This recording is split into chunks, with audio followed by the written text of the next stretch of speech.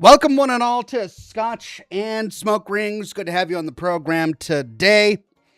On this Thursday in March, the year is just whipping on by. I can hardly believe it.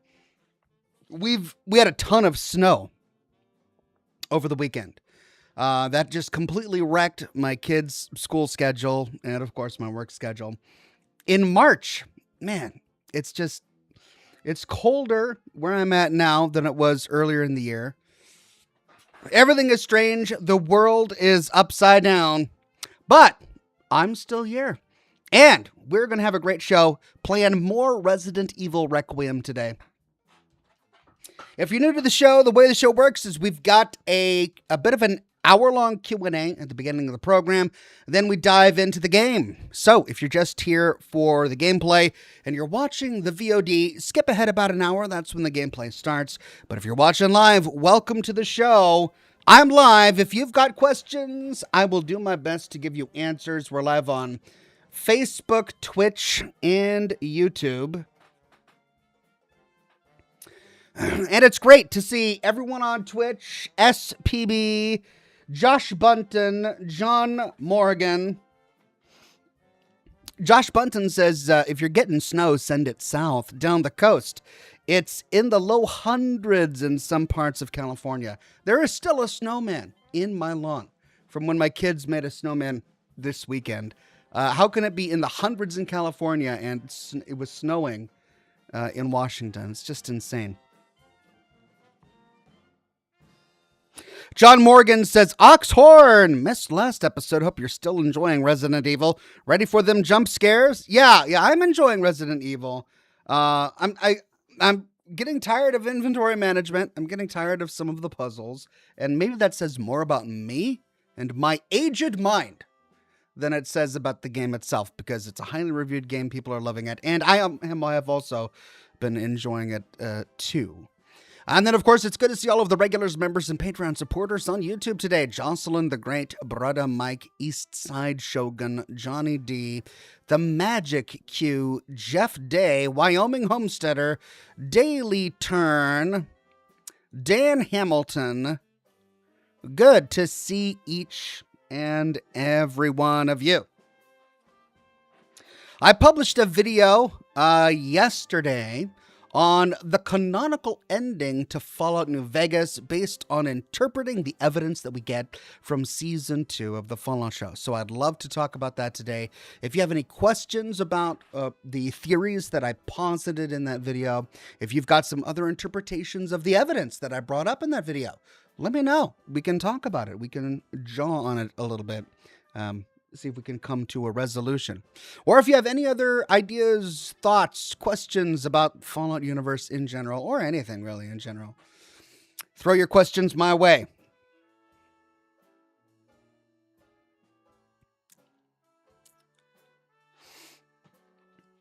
Michael Ewan says, oops, I'm late to the party. Howdy, everyone. Howdy there, Michael Ewan. So good to see you. Craig Euler says, these feel like they're starting later and later. Well, I mean, it's getting harder and harder to get my kids to bed on time. There is that. And I can only do the show after I get the kids to bed. So maybe that has something to do with it. Steel 101 says, cool line for the ladies. All right, so here's a pickup line from Steel 101. Hey, baby. Are you a Nissan? Because I want you all to myself.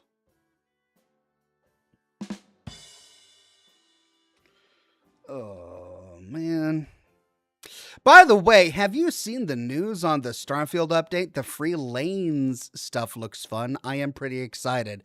Well, thank you for your contributions, Steel 101. I had never heard that dad joke before, and my life was better for it. But as for Starfield, I know I haven't kept up with any Starfield news, so I'm not sure. Free lanes? I wonder what that is. I'll have to look it up. Manuel Morales says, "Hey Oxhorn, did you watch the Fallout TV show Extras?" Yes, I did. I finally sat down and watched the Fallout Season 2 Extras because I wanted to make sure that if I was going to be doing a video on the canonical ending for Fallout New Vegas, based on the evidence from the show, that there wasn't something that they had hidden in those videos. And I watched them all, and they were interesting. Not like revolutionary, not earth-shattering, no huge world-building stuff. I mean, there was enough in there for me to consider making a video that goes over everything new about the universe that we learned from those little videos, but nothing that really changes our interpretation of the evidence that we saw in the show itself. The fact that it was Robco Industries that designed the Yes Man Securitron face is interesting. The fact that they were actually planning on making the Securitron a consumer product this was interesting as well. So there's a lot of little interesting tidbits, but nothing really revolutionary. Certainly nothing lore-breaking that I saw, and nothing that changes our current understanding of the Fallout universe. But they were fun. I really enjoyed them. I thought they did a good job. And did you notice that they used the Fallout 1 Pip-Boy mascot? It wasn't the Fallout 2 Pip. I thought that was a really interesting continuity thing because it shows us that the Pip-Boy the Pip-Boy mascot evolved over time. That before there was an agreement between Robco and Vault-Tec that there was a Pip-Boy all on his own that was completely different with orange hair and an orange Jetson-style rocket jumpsuit, which is exactly as he appears in Fallout 1. And they used that in the videos, which shows us that those were earlier iterations of some of their initial planning about the Securitron. So some really interesting stuff in there.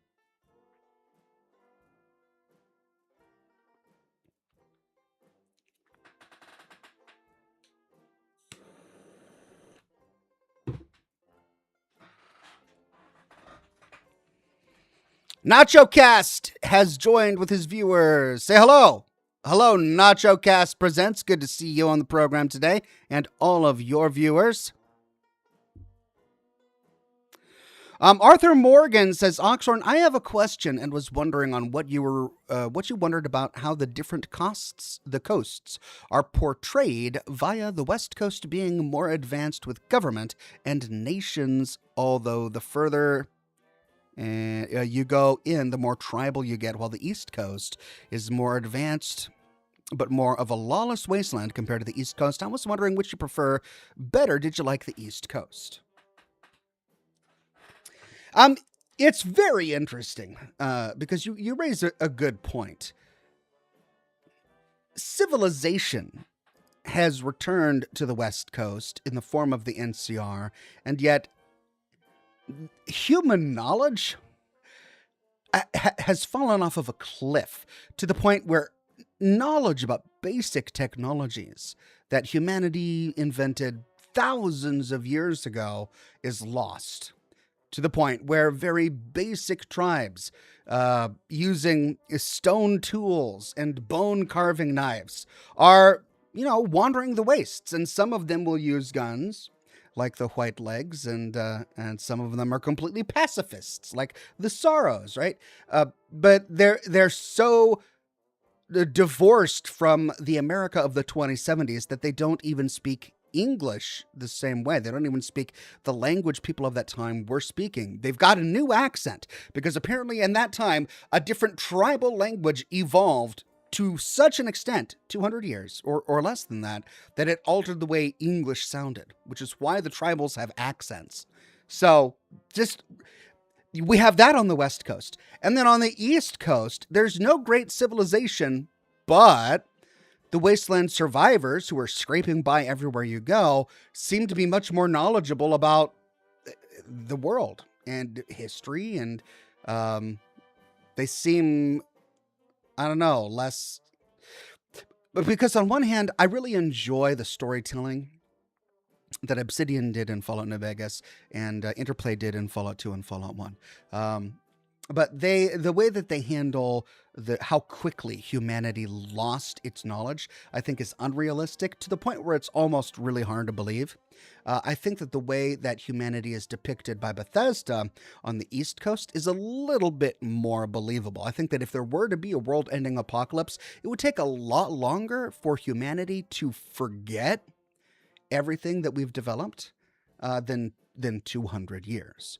I mean, so yeah, they're very different takes on it, and I don't know if one is right or the other. The really nice thing that I like about how they depict the West Coast is almost how there's a magical quality to the landscapes and the biomes and the lore, like the way Ulysses thinks about the world and the divide. It's almost he's got this magical quality of thinking which comes from his tribal background. And that's really interesting. I really enjoy that the way that they do that kind of storytelling. So it's a great question. It's just two different ways to go about it, and they've both got their pros and cons. Clippy's Ghost says, I watch from the background most days, be it lives or just your videos in general. Just wanted to say thank you, Ox, for making my night shift just a little bit better. Well, you're welcome, Clippy's Ghost. I'm glad you're here. Glad you're watching. Unsa says, hello, my favorite nerd. Hello, I will be your favorite nerd, and you shall be mine. Thank you so much, Unsa. Steel 101 says, sadly, my grades are underwater. They're below sea level. That's a good one. That's admirable. Nice. Cheers, Steel 101. Thank you.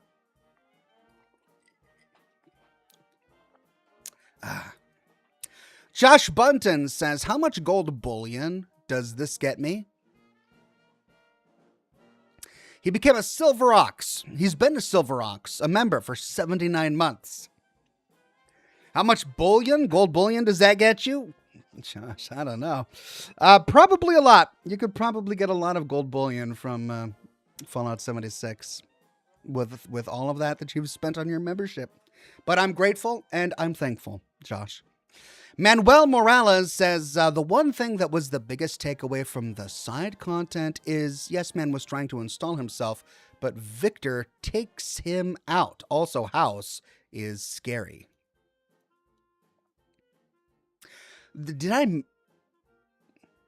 miss something there? Because I watched everything. I watched all of the side content pieces, and they were all sort of in-universe Robco product overviews about things that they were considering doing with the Robco line of Securitrons. But they were never released publicly because presumably House changed his mind. And even though we saw Yes Man there, and he wasn't actually Yes Man, it was the face of a consumer version of the Securitron. There wasn't anything that I saw there that showed Victor kicking Yes Man out. That, I think, may be where the confusion lies, because while there was a smiley face Securitron in the bonus content for season 2, the smiley face Securitron wasn't Yes Man.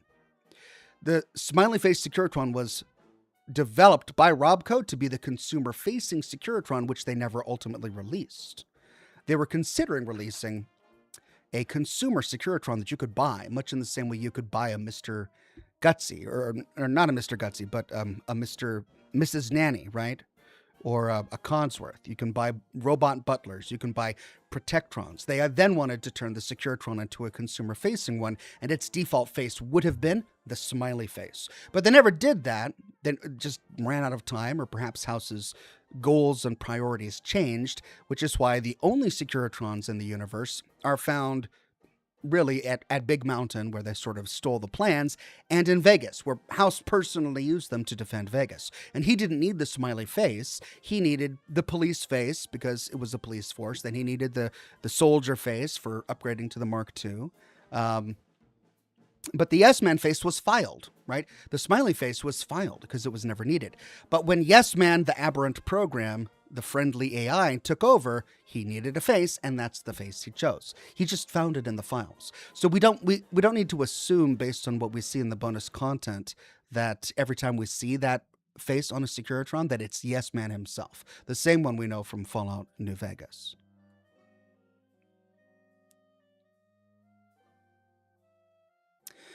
Brother Mike says, I told you the extras had lots of goodies. Also, now that he has Cold Fusion, do you think that he'll be able to access his house database again? Could even lead us to running into him in future games. Well, I mean, now that he's alive again, yeah, it's totally possible that we could run into him again in future games. Does he have Cold Fusion? I don't know. Did Cooper Howard take it with him when he left? I don't know, right? On one hand, he made a deal with House, and House fulfilled his end of the bargain. On the other hand, Cooper Howard recognizes that House is a bad man, and giving him infinite power is probably a bad idea for the Wasteland. Does Cooper Howard care at that point? Because he's really just focused on finding his family. Does he care about giving it to someone who's going to treat it responsibly? I don't know.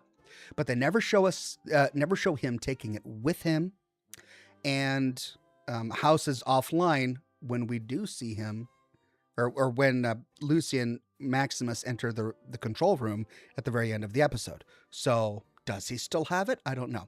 If he still has it, then things are going to get really interesting, because you're going to have a House with infinite power in control of the Lucky 38 in the middle of Vegas. Vegas, which is now being defended by the NCR, because the NCR is in New Vegas as well. I kind of get the impression that they're going to have a situation where House and the NCR are going to have to work together to fight off the Legion. After that, will House turn on the NCR? Maybe. I don't know. But I think there is going to be a moment where they're going to have to team up and join forces in Season 3.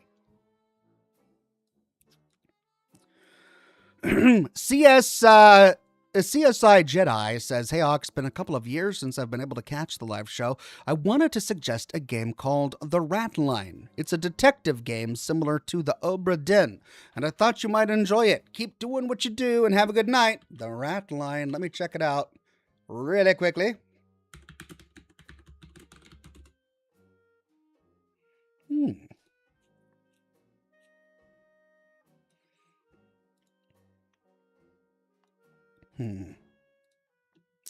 Interesting art style.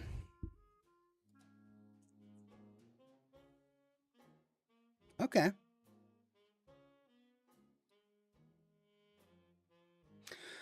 The art style reminds me of Metalocalypse a little bit.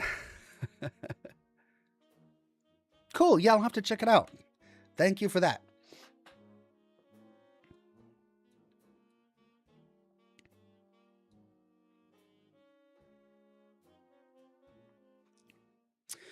Manuel Morales says, I sent the flashes of Victor to your last X post. Am I logged into X on this machine? I don't know. No, I'm not. No, I'm not. I can't check it from here. Sorry. Or maybe it's public.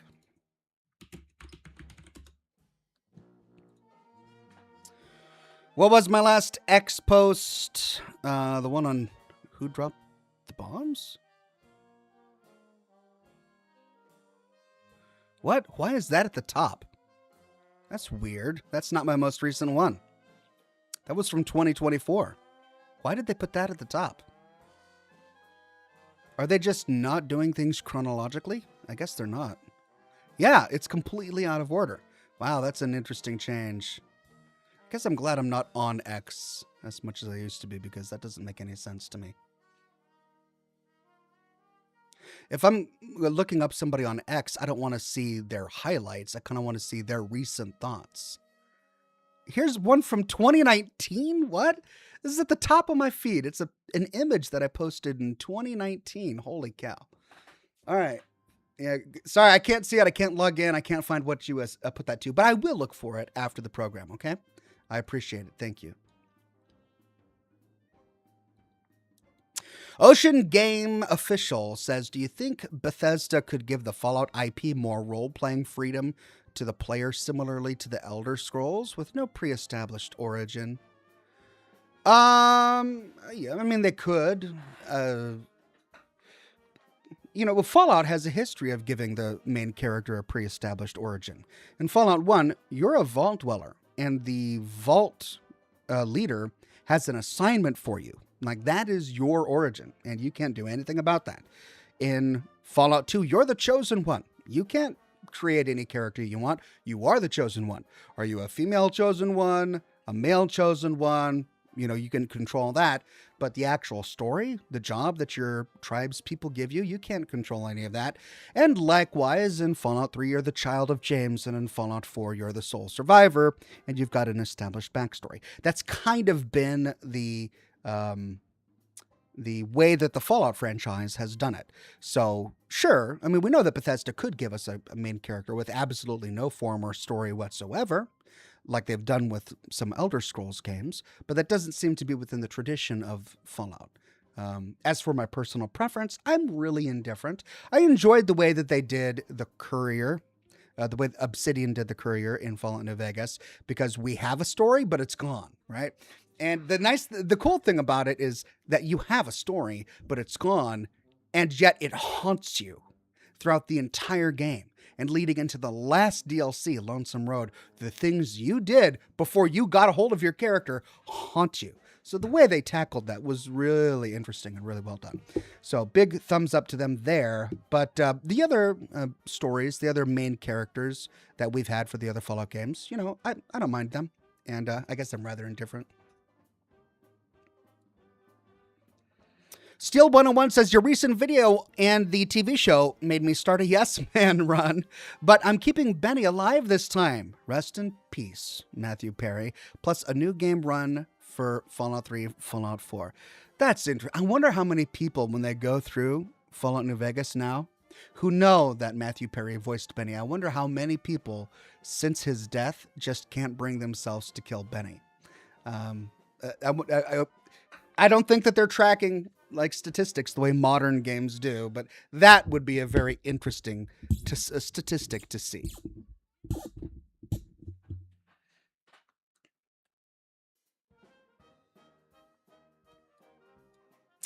Brother Mike says, only issue with Cooper Howard taking Cold Fusion is it's too big of a plot point to just do off screen, but we did see how they handled the Legion. Well, no matter what, they did it off screen. Like, it was done off screen. Did he take it? Did he leave it? We don't know. That choice was not told to us. It was done off screen, which is really annoying. And I think it's because they probably don't know how they want to handle that yet. Because for these 2 seasons, Cold Fusion has been the holy grail.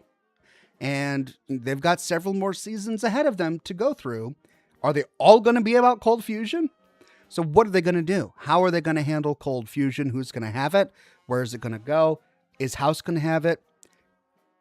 Do we even need the NCR in Vegas if House has a Securitron army and infinite power from Cold Fusion to defend Vegas from the Legion? I mean, I can't imagine that House has Cold Fusion, because it means that they're going to have to create a script where they have to turn the Legion into a serious threat.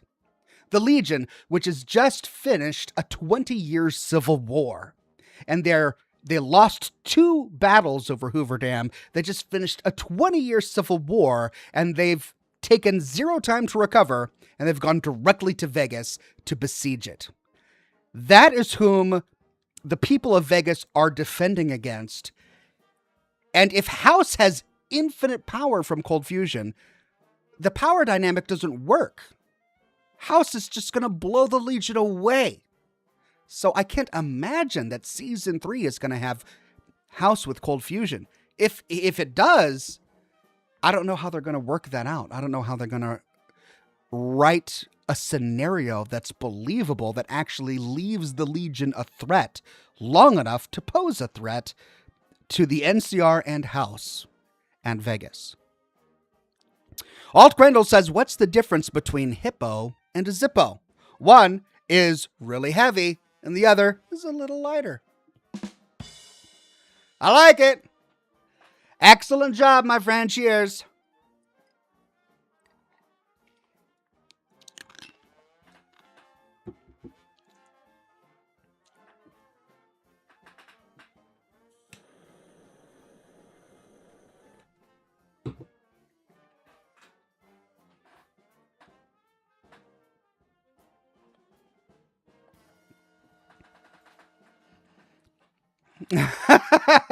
Nevada IPA says, Ox, Grace Ashcroft watched Scooby-Doo. She does kind of talk with this sort of stammering, just terrified all the time. She is so annoying. Ah. And I was annoyed by Ashley as well. Why do they make them so annoying? I'm told that Grace gets a lot better later on and that she becomes less annoying. But it's these past few live streams playing as Grace. Like, she's just terrified everywhere she goes. And I can't even play the character because every time I move, she's like, gasping for breath, breathing heavily. I was just terrified. And I'm like, oh my God. And I have to listen to this as the player. Yeah, she's pretty skittish. It'll be interesting to see how her personality changes. Ocean Games official says, what changes do you think the NCR will make to their actions since they're in a Minuteman-like state now? And what would they both think of each other? Yeah, I think the NCR and the Minutemen would be sympathetic towards each other. I think they would probably want to align with each other. If the NCR was in a stronger state, it would probably want to annex the Minutemen if they came into close contact with each other. But in the state that the NCR is in now, I doubt very much that they would be willing to or able to annex anybody whatsoever. The bigger question, I think, is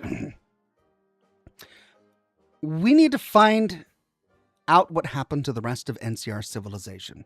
We need to find out what happened to the NCR president, to the Senate, to Congress, the voting body, the people living in urban environments, because presumably it wasn't just Shady Sands. We know that as much because the show told us as much when they showed us a billboard saying that Shady Sands was just the first capital of Hoover Dam, which tells us there was a second, at least. Where is this second capital? Is that where the president is? Why does no one there care about the NCR in the Mojave? Is the NCR in Vegas cut off from the rest of the NCR elsewhere in California? Like, these are all big world building, faction questions that we're going to have answered. And they're taking their time, their good sweet time answering them.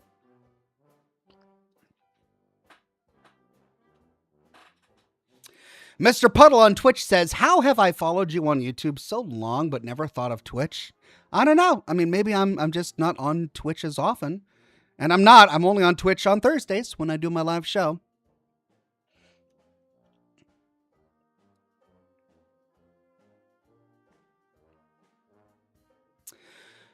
Christopher Wolf says, what? Bethesda Games had Trump's brother involved. Forced evolution virus FEV correlates to C19 nanotech inside Intel inside Adam Smith in Coconino County? Right. Okay. Well, not all of us live in houses that are under power lines, and few of us live near airports where we suffer from chemtrails. But there are some who do, and we must be sympathetic and invite them in and make them feel like they're part of it. So, welcome, Christopher. Conspiracy theories are always interesting to talk about. Not necessarily to believe, but talking about them is fun.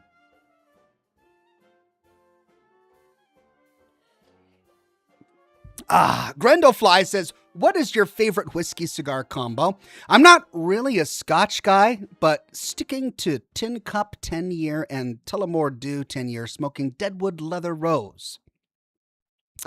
You know what? I don't really have a favorite combo. I've kind of got a favorite whiskey that I just drink with any cigar that I try. I've never gone to the extent of trying to match the flavor profiles of whiskey and cigars. I like really peaty scotches.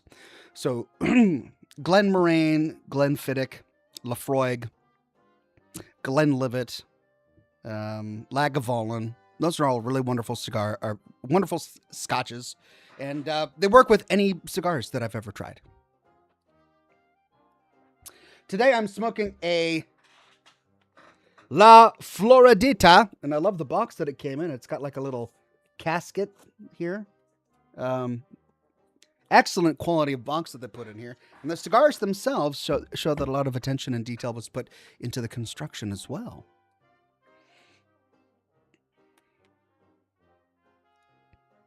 Steel 101 says, I love Grace and Resident Evil 9, but her tripping is irritating. Yeah, it is. It is irritating, isn't it? I'm glad I'm not the only one. Midnight Snack says, I think House would have contingencies for rogue AI like Yes Man. Look how fast he found and eliminated the follower bug. Yes Man's ending probably is canon. Yeah, you're right. That's a great point. I think the reason that he wasn't able to quickly discover and take over Yes Man is because in order for Yes Man to take over the Lucky 38, House has to be dead, right? So the reason that House was able to quickly discover the bug that the followers of the Apocalypse put in there is because he was still alive and he was still in control of his mainframe and everything. But before Yes Man can take over the Lucky 38, the courier goes in and kills House. So House is gone. But apparently he's got a backup of himself somewhere, and House needed an opportunity. And I think, and that's what I talk about in my video, that Yes Man gave him that opportunity when he took himself offline to upgrade his personality. That's when House struck. That's my bet. Ocean Games Official says, and which of Fallout's London's factions do you think would be sympathetic with ones from America? I could see the Tommies being sympathetic with the NCR. Yeah, I see. I see a similarity between the two there. The Tommies and the NCR, I think, they have a lot of common. They also have very similar models. They're modeled after each other. The Tommies wore armor from World War One. And the NCR armor is modeled after World War I trench warfare armor as well. So I think that pairing is pretty good. I think Camelot was Brotherhood of Steel, right? I mean, they're both Knights of Yore. So there's an interesting correlation there. I mean, the character of the fifth column is very different from the character of the Railroad, and yet they're both sort of secretive organizations. I guess I would match the fifth column with the Enclave, because the Enclave is a secretive organization as well, and they're both fascist. So that's probably how I would match them together. Brother Mike says, I don't understand how, after a war with the Legion has what looks to be hundreds/thousands of men ready to fight when the camps show maybe 200 men in both. It'll be interesting to see how they tackle that in Season 3, because we saw their camps. We saw the full circumference of their camps, and even if there were minimal casualties or fatalities during their brief civil war at the very end of the series, and most people survived, they still combined, they would have what, 400 men? Just, a decent sized group of people, but not a huge army. And maybe I'm even being generous with 400. Would it be that? Maybe like 200, 300, something like that. They're not a huge army like they were supposed to be in the games.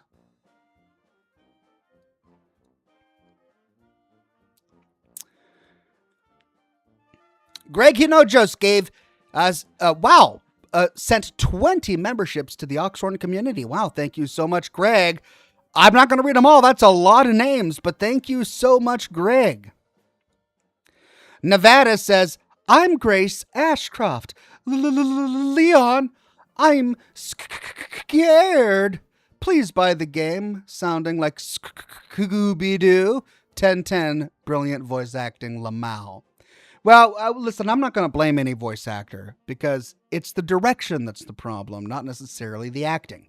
I mean, the voice actor could have put in a really believable and compelling performance, and then the director could have said, Uh, need more Scooby-Doo in there. Yeah, watch this Scooby-Doo and then do that. And the actor would have been like, all right, okay, I gave you this really sensitive performance, but that's what you want. Okay, I'll give you what you want. So I'm not going to blame any actor, but but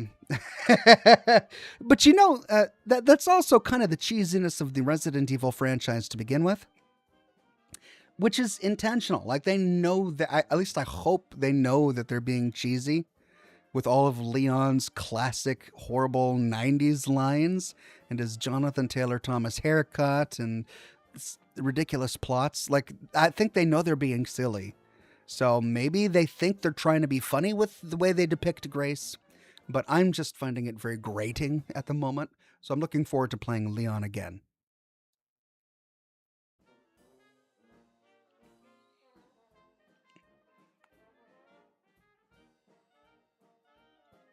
Manuel Morales says, yes, Oxhorn, in the special shorts, it shows Yes Man going offline and then getting killed by Victor. It's a quick flash. Oh, really? Okay.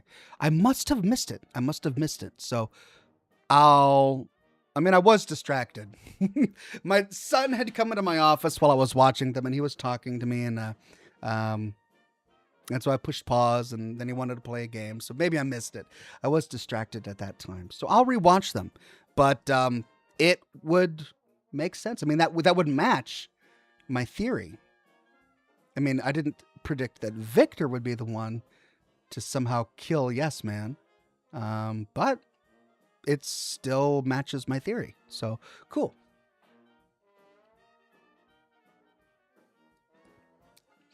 The 76th Doctor says, considering the TARDIS in Fallout 1, no one really talks about this, but which Doctor could have visited the Wasteland? Any thoughts on that?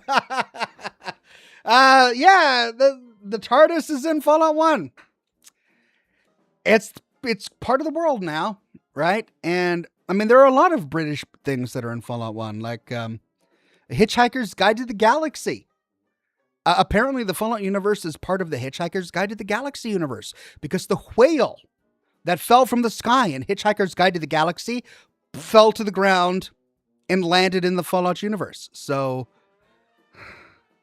the problem is that I really don't think the original developers were taking the game that seriously. Like they just wanted this kind of post-apocalyptic playground to have fun in, and then it became a huge hit. And then in Fallout 2, they really put in a lot of world building to flesh out the world, while also trying to be really kind of silly. And then in Fallout 3, Bethesda kind of took the world and made it a little bit more serious. So I think people are taking the universe a bit more serious than the developers initially intended it, which is why they were comfortable putting in all of these Easter eggs from other IPs into their game. At least, by the time of Fallout New Vegas, they had gotten to the point where they wanted to do wild and wacky stuff like that, but they were concerned about maintaining the, lore consistency of their universe, which is why they came up with the Wild Wasteland trait. They were like, all right, well, we want our players to be able to experience all of these crazy things, but we also don't want to ruin the canonical lore of our world, so we'll turn it into a trait. And if you have this trait, you get exposed to this Wild Wasteland stuff. But the Wild Wasteland stuff is not canonical.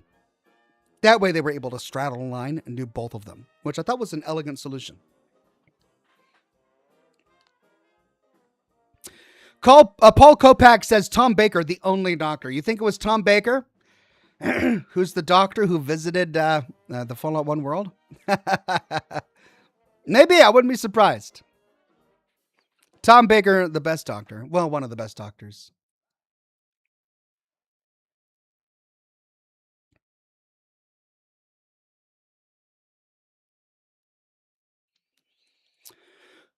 Trust in Jesus says, do you think they'll do anything with the NCR in season 3 of the show or just the Enclave? I absolutely think they'll have to do something with the NCR in season 3. I think that they're complicating their stories a little bit. And that's my biggest concern going into season 3, because as the season goes on, they're not kind of shutting down enough previous storylines. They're kind of dragging each one out a little bit. We're in season 3 now, and we still don't know how Moldaver is a pre-war person and a post-war person. and showed up in Lucy's childhood memories and her childhood adult present, right? Like she there are so many questions that have yet to be answered from season 1, and we're going into season 3 now. And then they've added a bunch of new things. Like now we've got the NCR back, now we've got the Legion back, now we've got House, now we've got a battle in Vegas in the Mojave Wasteland, and yet at the same time, the Enclave is coming, and then super mutants are like a lot is starting to happen. And one of the problems with season 2 is they just ran out of time. Norm's story just wasn't told well because they ran out of time. Like it could have been really interesting watching his story go down a different path or evolve in a different way, but they just ran out of time and they killed everybody. They just killed everyone. Just, all right, they're done. They're dead. Norm is still alive. And the girl who was kind to him was still alive, and that's it. Everyone else, they can die. And I felt that was a bit of a cop-out, but they're going to end up doing more things like that unless they can wrap up some of these plots before adding new plots to the thread, to the tapestry that they're weaving. So, yeah, it's going to be really interesting. I do think that they're going to have to tackle the NCR in Season 3. I don't see a way for them not to, right? Unless they completely skip Vegas altogether in Season 3, they're going to have to talk about the NCR because the NCR is now in Vegas. They've got recruitment posters in the streets of Freeside, for crying out loud. The 76th Doctor says, considering the TARDIS... I read that one already. Sorry. Thank you.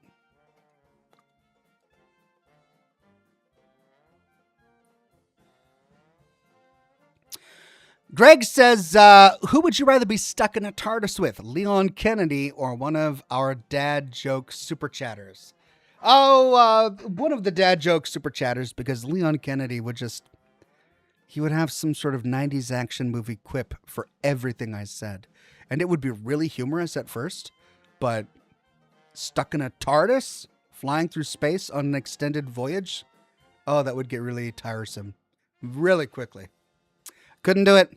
The 76th Doctor says, also considering how big Fallout London was, what are your thoughts on Fallout 4, New Vegas, and Project Arroyo, the Fallout 2 and New Vegas remakes in Fallout 4? More power to them. I hope that they're completed, and I hope that they took a lot of inspiration from Fallout London, because Fallout London did things really well. It was just a superb mod.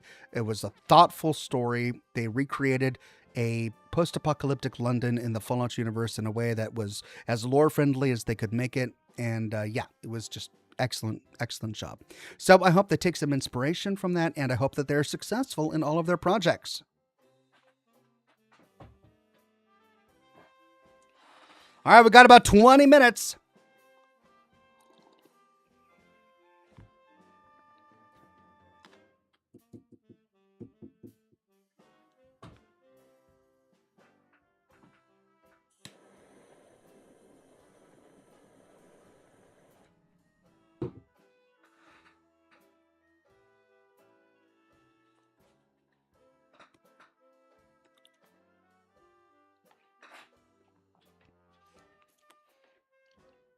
Heather Wall says, just a tip, much love to you. Thank you very much, Heather Wall. Much love to you as well.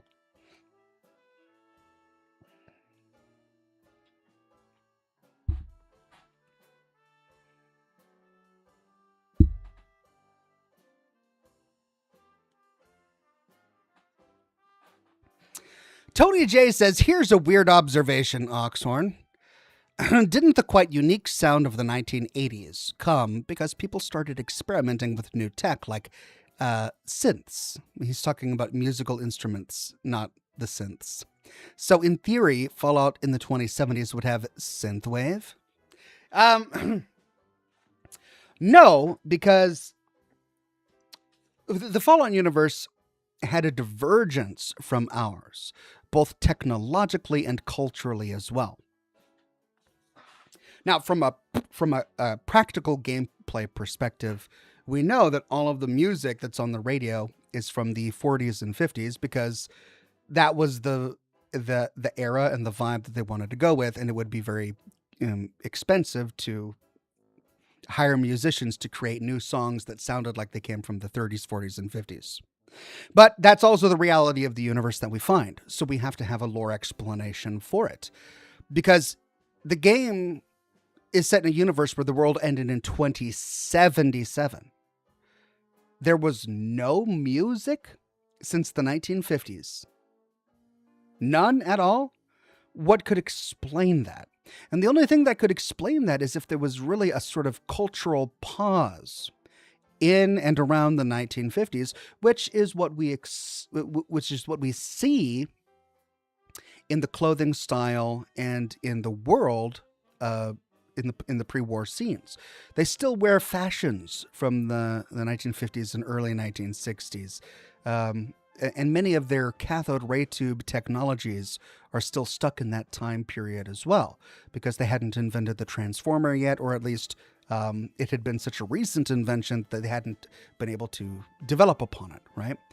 So technology went in a wild way, different way, and culture did as well. And that culture extends to music. So my argument is that they probably never did any experimentation with, synthwave pop or any sort of modern music that we would know of today. There's certainly no dubstep in the Fallout universe, right? Because that kind of experimentation never took place for cultural reasons, not necessarily for lack of technology. Would they have the technology to create the musical instruments that were used in the 1980s to create the music that we know from the 80s? Yeah, they had that. There just wasn't any cultural impetus for them to sit down and create that kind of music because the culture had changed. Greg Hinojo says, what are your thoughts on TV shows doing weekly episodic releases versus releasing all episodes at once? Well, the nice thing about releasing all episodes at once is we were able to binge them, which was a lot of fun. And I was able to have that live stream. The downside is that it's a lot of work for me because, that's 8 hours, 8 or more hours of live streaming in a single night to get through the entire thing, and that's recording for 8 or more hours. It's a lot of work to do all at once. The nice thing about having each episode come out once a week was that I had a little bit of work to do spread out over 2 months, right? Which was nice. But I think that there's a more practical explanation as to why they made that change. It has to do with ad bidding. With the first season for Fallout 1, or with the first season of the Fallout show, it was an untested medium. It was a game adaptation. Game adaptations don't tend to do very well. And perhaps internally it wasn't reviewed well. Who knows? But, they just dumped the entire series. They wanted to get it published. They wanted to see what would happen. I don't recall watching very many ads when we went through the entire thing a couple years ago. But this year, when they released season 2, every episode was stuffed with ads, except the first couple of episodes, right? And so what I think they did, and this is just me speculating, what I think they did is they used the viewership from the first 1 or 2 episodes to figure out what CPM they were going to be getting on their ad sales, which allowed them to get ads placed, which allowed them to make money.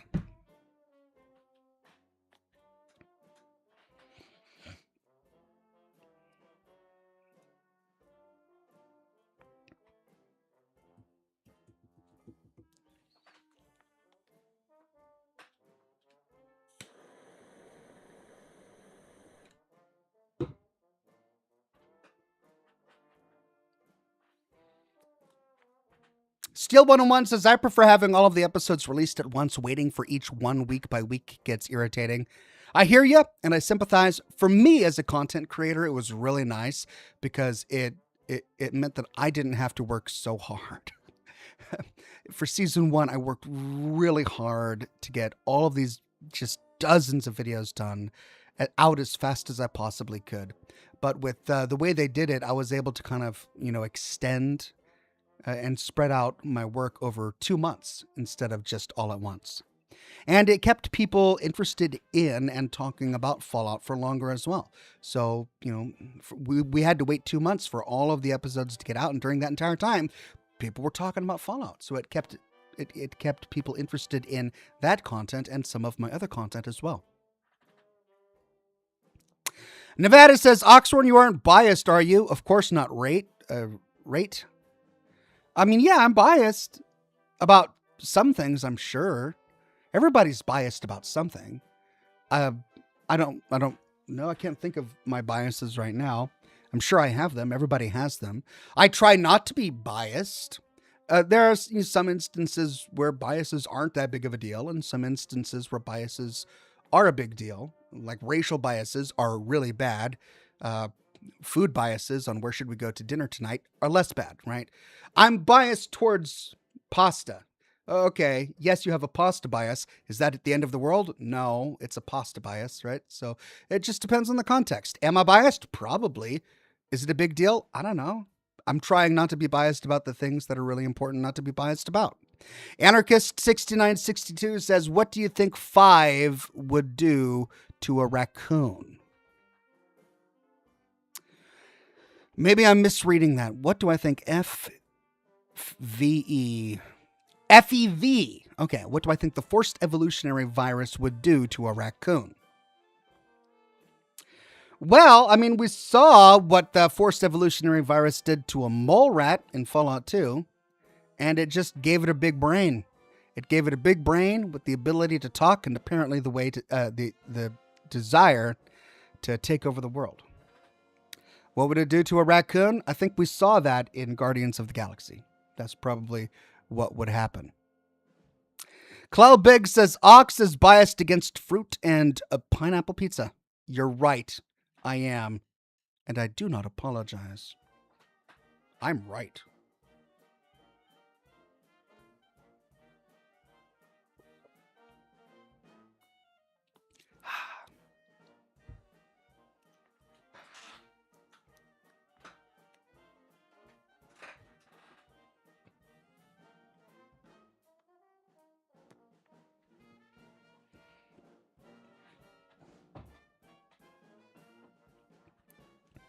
All right, less than 10 minutes, then we dive into the game.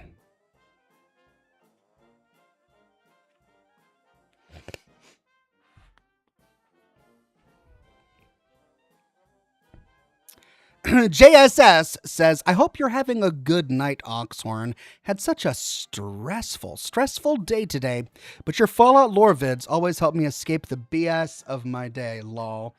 Well, thank you very much, JSS. Sorry that you've had such a BS day, but I'm glad you're able to kick back with all of us today and just enjoy some gaming, some good company, some cigars and scotch.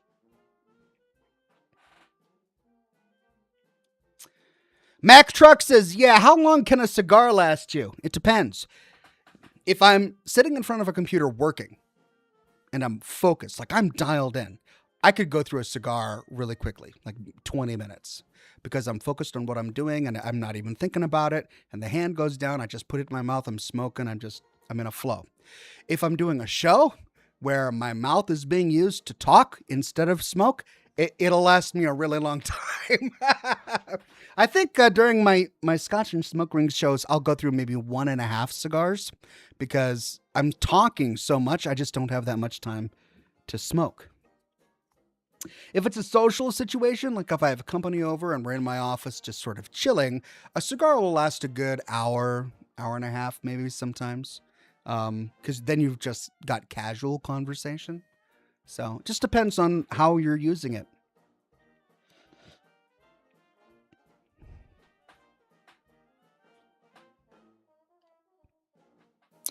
Nevada IPA says, Ox, there's a reason Fallout New Vegas is the best. Be honest. Fallout 4 was made with HR in the room. Huge fan of Fallout. Couldn't play Fallout 4. Felt like I was the obvious hero. I mean,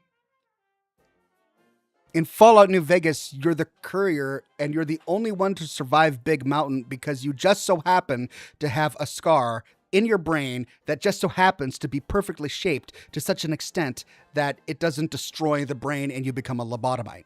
If there's any plot that makes you the magical main character of the Fallout universe, it's gonna be the Fallout New Vegas plot, right?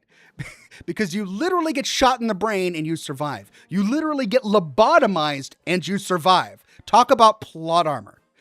That argument makes zero sense, my friend. That said, it's totally cool to have a preference. If you just prefer the storytelling of Fallout New Vegas to 4, that's fine, and you don't have to have a reason for it. But if you give a reason, the reason has to stand up to scrutiny, and that reason doesn't. Now, you're just saying what it makes you feel like. It makes you feel like HR was in the room.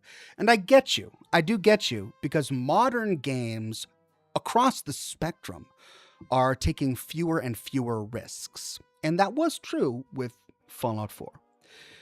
Compared to Fallout New Vegas. So you're not wrong with that. And that is not a good thing. I do think it's bad that games are taking fewer and fewer risks because of HR or, being canceled or whatever, because it just makes stories more bland. It makes them more homogenous, and that's really, really frustrating. But if you're suggesting that it was such a problem in Fallout 4 that it was to the detriment of the overarching storytelling, I wouldn't agree with that. Because I thoroughly enjoyed Fallout 4 as a huge fan of Fallout 3, as a huge fan of Fallout New Vegas. I thoroughly enjoyed the storytelling of Fallout 4. I thought there was plenty of interesting, risque content, stuff that came to the edge but didn't cross it in Fallout 4 as well. I thought the gunplay was excellent. I enjoyed the settlement building. The story was fine. There's a reason that Fallout 4, of all of the Fallout games, is still the one that is played more than all of the others on Steam. At least I haven't checked the stats recently, but the last time I did, it's being played more than even Fallout New Vegas. It has more concurrent players than Fallout New Vegas, as amazing as Fallout New Vegas is. Nevada IPA says, in Fallout New Vegas, I have no choice to be bad. I be bad in Fallout 4? What? What does that even mean? What are you talking about? In both games, you can choose whether or not to be bad. How do you not see that? In Fallout 4, you can side with the Institute, or you can side with. Are you suggesting that Fallout 4's bad guys are less obvious? Well, yeah, I'd say that's true. I think Caesar's Legion is obviously bad. They're comically evil. They've got slaves. They hate women. They're comically evil. And, that's interesting, but I don't think that's superior to storytelling where there's nuance in the factions. And frankly, I think the fact that there are still people to this day who sit and talk about the Institute as if they're not evil, because they don't know if they're evil. They don't see the evil that the Institute is doing. That simply speaks to the well-written nature of the Institute as a faction. That there are still people who will sit there and take Father's argument and go, oh, well, yeah, that makes sense. And wow, this is better for the future of humanity. And, it's interesting. I prefer villains that are less black and white and more morally gray, right? I like the fact that the Brotherhood of Steel does some good stuff. But then they've got this problem where they do bad stuff too. And you kind of have to sit there and go, with Fallout New Vegas, it was easy. One introduction to the Legion, and I'm like, oh yeah, I would never side with them. Just easy. But in Fallout 4, I had to explore all of the factions to really understand their motivations and what drives them as a faction before I was able to decide which one I thought was the good one or not. And even to this day, there are people who still think that the evil factions of Fallout 4 are really, not that bad compared to some of the others. So that, I think, is actually stronger storytelling than weaker.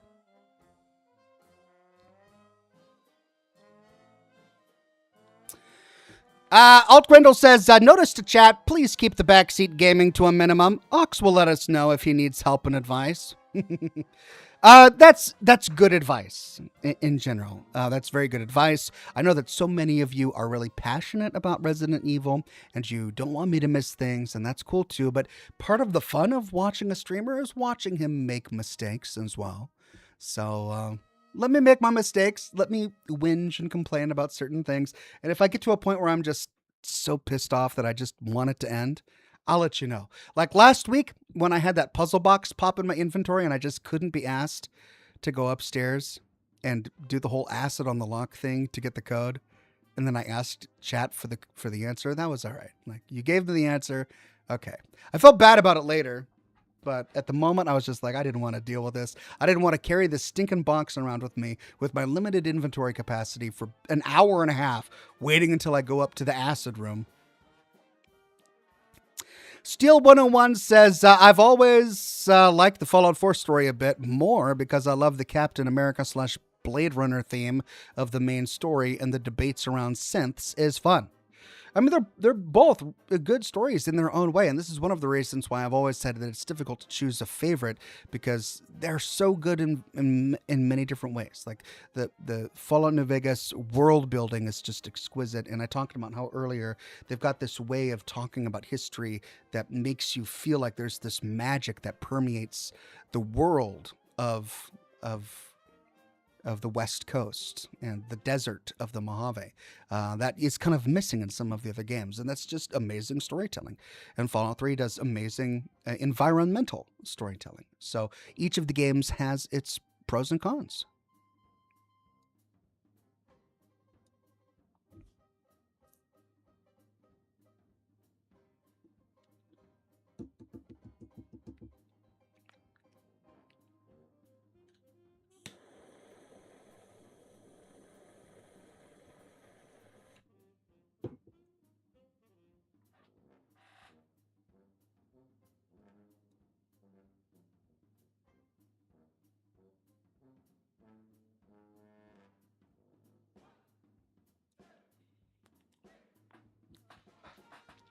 Corey Dorton says the only reason more people are playing Fallout 4 is because of the mods. The trophies show how many people actually play the vanilla Fallout 4. Take away the mod support and see what happens. I mean, are you suggesting that Fallout New Vegas isn't modded? Like, if we're talking about comparing the playership between Fallout games, both of which have mods, arguing that because one has mods is the only reason people play it, when the other also has mods, is a bad argument. It's just not good. It's not good, no.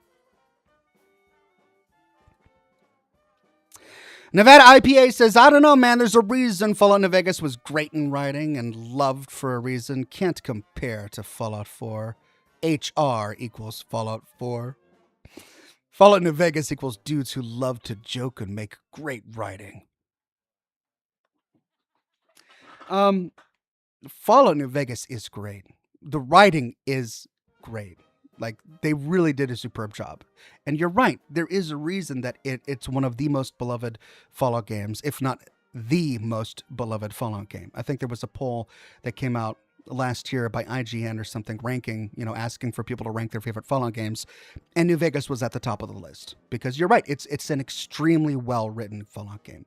And I also agree, as I said earlier, that I do think that Fallout 4 suffered from what many modern games suffer from, and that's what you're referring to as HR writing, which I think is them taking fewer risks with the writing. Like, I don't think it's possible that anyone would come out with a faction of slavers who round up women to use as sex slaves, right? Which is what Obsidian did in New Vegas. I don't think a AAA gaming company would have that as part of their plot today.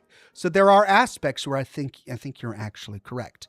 But to take that truth, which I think is something that we can agree upon, and then stretch it to the point where everything about Fallout 4 is bad because of that, is just throwing the baby out with the bathwater. It doesn't, the two don't correlate necessarily. And it forces you to be disingenuous towards so much good that is in Fallout 4.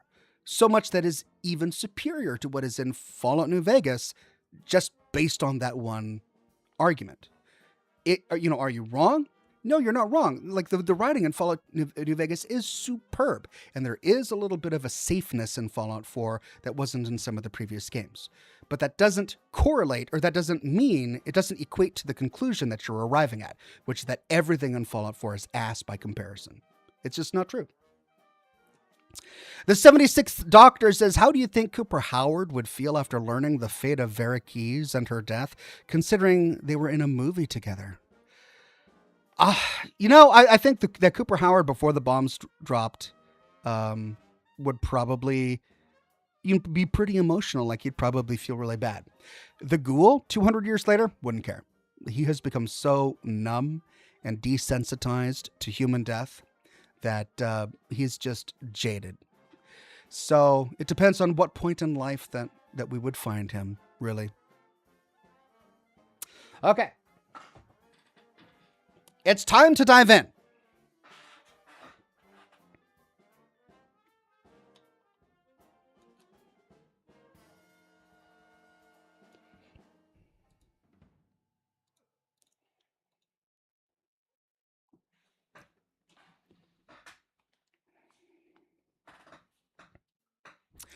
Plank Dank says, Fallout New Vegas, I can only play if I have Tale of Two Wastelands installed. Been really enjoying Fallout Dust as of recent. Love the dark lore of it. I've never played either Fallout Dust or the Tale of Two Wastelands, though I've heard a lot about the Tale of Two Wastelands.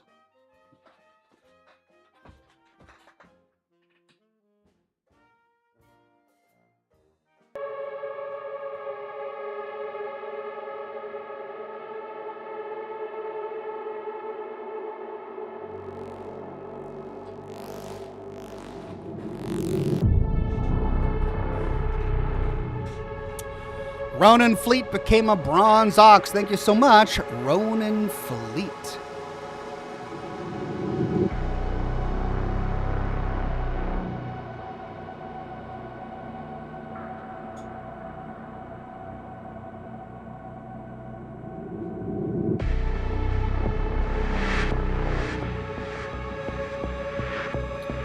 Nick Butler says, greetings from Japan, Ox. Currently watching your stream in my favorite cigar lounge in Tokyo.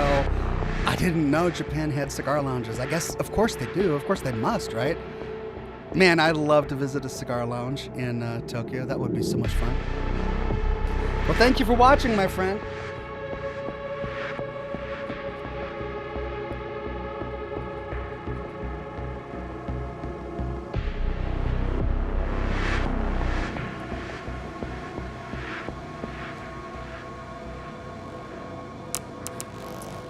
Okay. Here we go. Continue.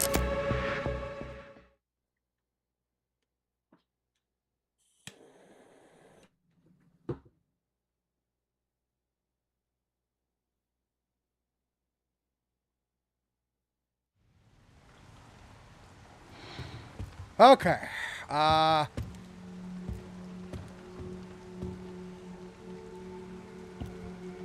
So, we needed to go talk to, what's her name? The kid in the basement, right?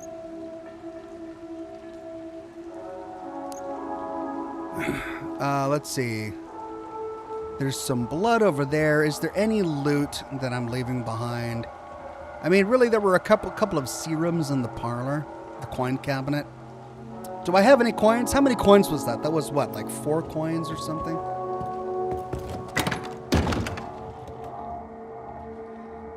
I think I've spent all my coins. Yeah. The 76th Doctor says, how do you think the Big Mountain think tank robots would interact with the Institute? And which do you think is superior, goofiness from Big Mountain aside? Well, you can't separate the goofiness from Big Mountain because the goofiness is a direct result of mental degradation that their brains have suffered from sitting in biogel for 200 years. So yeah, they're goofy, but it also means that they make a lot of scientific mistakes. That's why the Institute scientists are going to be superior, and I don't think that they would suffer to tolerate from the Big Mountain scientists at all. Now, if you were to talk about Big Mountain before their brains degraded in biogel, I mean, that's another question entirely, and I don't know the answer. Heather Wall became a gold ox. Thank you so much, Heather Wall. Okay.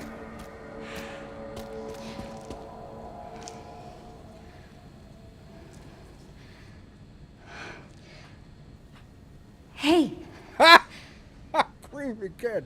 Why did they put you in there? I don't know. I've always been here. Do you mind if I come in? I don't mind.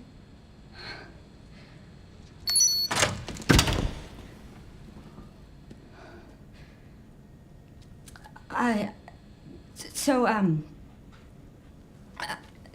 sorry. I'm with the police. Police? Yes. I'd like you to come with me.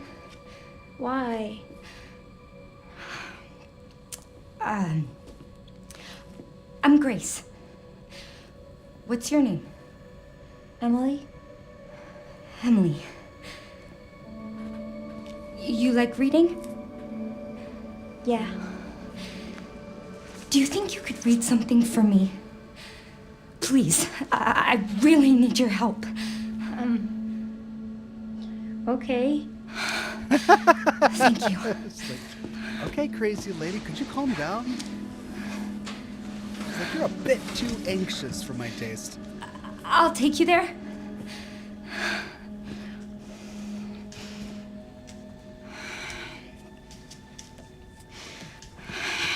There are steps. How about I carry you? Why are you covered in sticky blood, lady? What do you Okay. want me to read? There's some buttons with braille on them. Can you read them and then push the buttons in this order? Star, star, moon, sun. Sure. Thanks. Thank you. Some actions and attacks are impossible when you're carrying Emily. You can sit her down on the sofa in the guard office while you do what you need to do. Okay.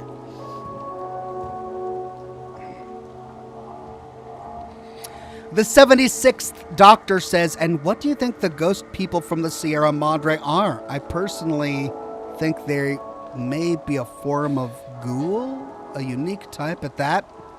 No, that's a great thought. I mean, we know what we know how they were formed, not necessarily what they are. But it was the strange chemicals that Big Mountain was experimenting on inside the Sierra Madre that turned them into the ghost people. What they are, I think that's a pretty reasonable deduction that they're ghost people. Daylina says, has Grace ever interacted with anyone before? Apparently not. So, like, she's not making eye contact with a blind child because she's that nervous. It's just so awkward. Okay, where do we gotta go? I forgot. Puzzle box? Is that where we gotta go? To the security manager's office? Oh, I don't want to take this kid in the wrong direction. Door with indents. I think that's where we gotta go. It's not the door with indents, right? No, because that's what we need to find the last indent. So we gotta go that way.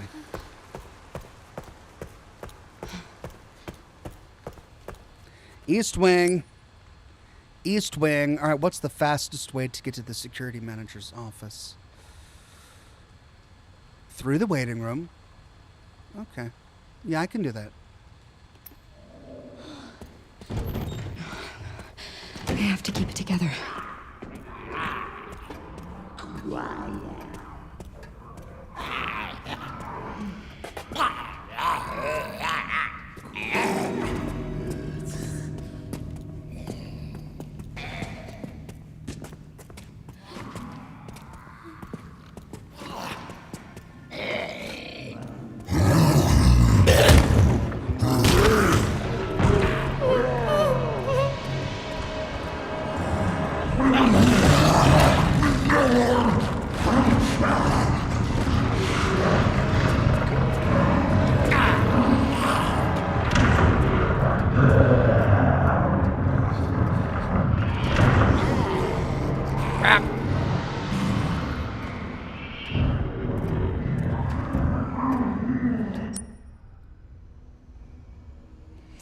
Well, I mean, I could go all the way around there.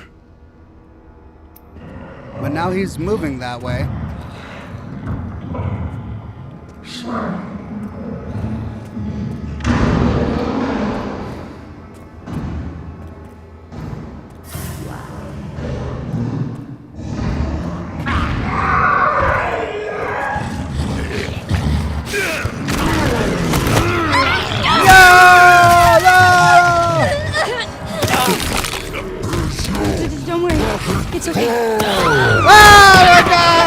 heck? Oh, brutal.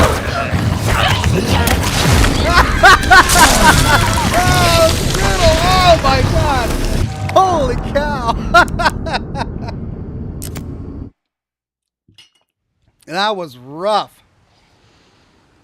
All right. Oh, I got to do the cutscene stuff again. How to avoid. What do you want me to read? There's some buttons with braille on them. Can you read them and then push the buttons in this order? Star, star, moon, sun. I have to keep it together.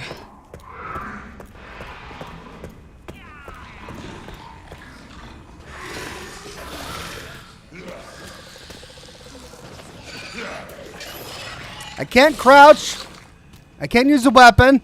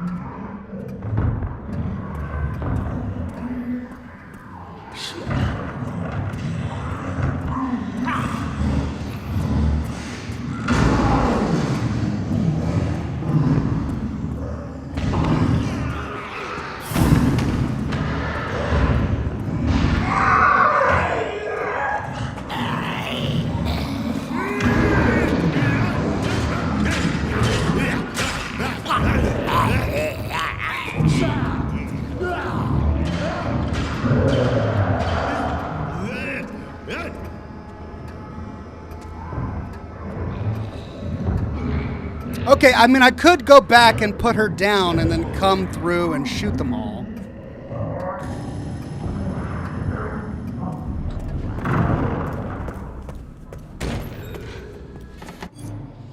Enclave Leader says, I watched your video on the canonical ending to Fallout New Vegas. I'm honored that you put my theory on the Lonesome Road DLC, but was curious why you didn't include myself that gave you that theory.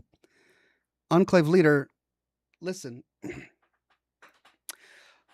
I went through every single ending slide available to Fallout New Vegas in all the DLCs.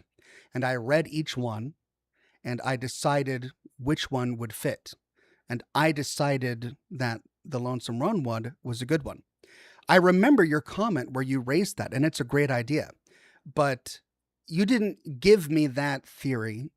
You didn't give me any of the other theories. Like, all of those theories are ending slides that exist in the game already, that anyone could read at any time, and anyone could develop a conclusion about at any point. All I did was reason as to why I thought it made sense. And it was based on what the show was telling us. So I'm sorry if you feel like you deserved credit for that. But I didn't even think of that when I was making the video. Naughty Applejack says, tonight I get to sit down and watch my favorite YouTuber and eat two hard-boiled egg sandwiches and hash browns with iced tea to drink. Cheers, Oxhorn. Thank you, Naughty Applejack. Sounds delicious. I hope you enjoy it.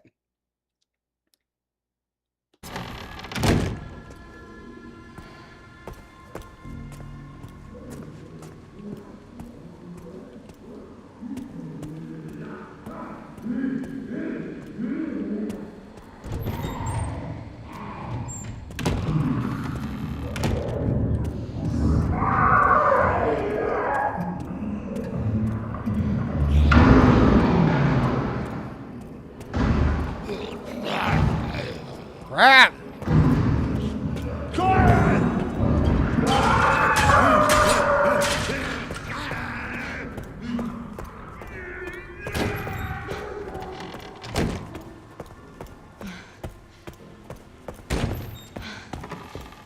Here, sit. I'll be right back.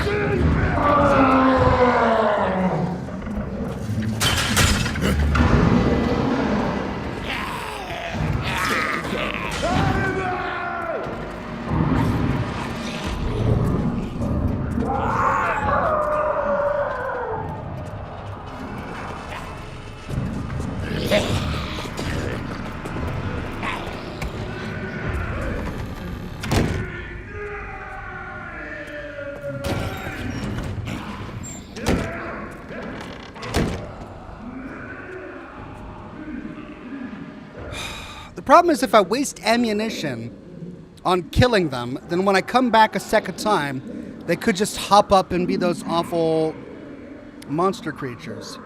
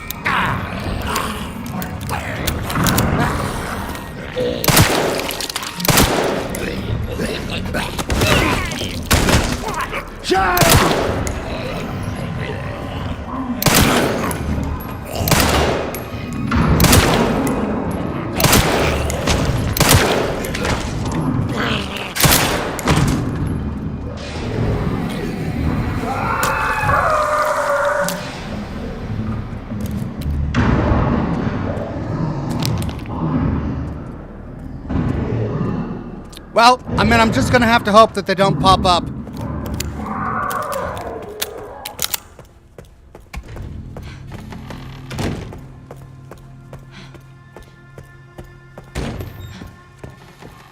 I'm just gonna...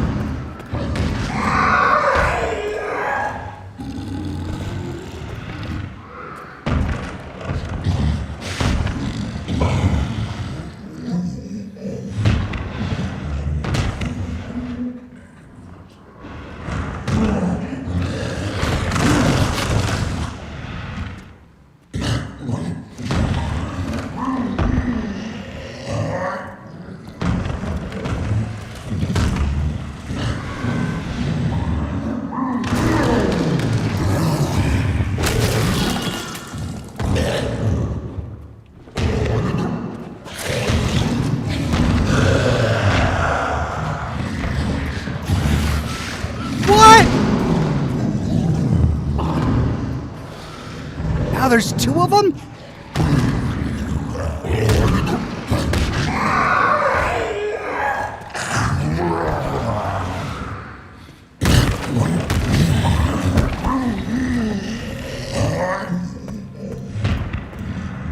Do I gotta get rid of those big guys?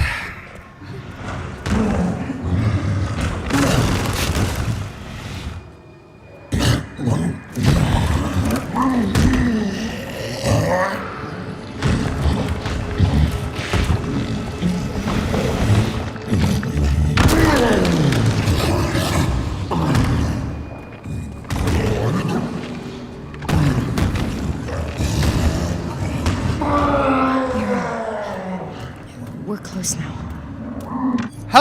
Okay. Well, I'm through that door. I think that was the worst of the challenge. Enclave leader says, it's all good, Ox, but another theory. What if the canonical ending for Dead Money is if we decide with Father Elijah and send the cloud to Hoover Dam? During season 3, we may see Lucy and Maximus and Thaddeus go through the dam to Colorado. Maybe, but we saw the ghoul go through the dam, or we saw the ghoul go to Colorado already. So it would be...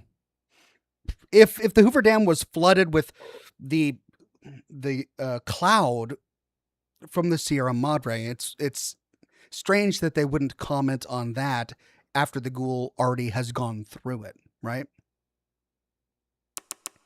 The 76th Doctor says, do you hope the show depicts West Coast super mutants accurately next season? Lip straps and the darker green to separate them from the East Coast ones?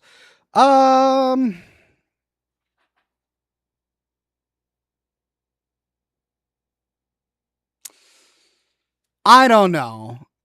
So the whole lip straps, that was all a remnant of the Master's army. So we have to ask ourselves, is there something biological about a person who's turned into a super mutant on the West Coast that is different from a person who's turned into a super mutant on the East Coast that requires a strap to hold up their upper lip and gives them a darker green color?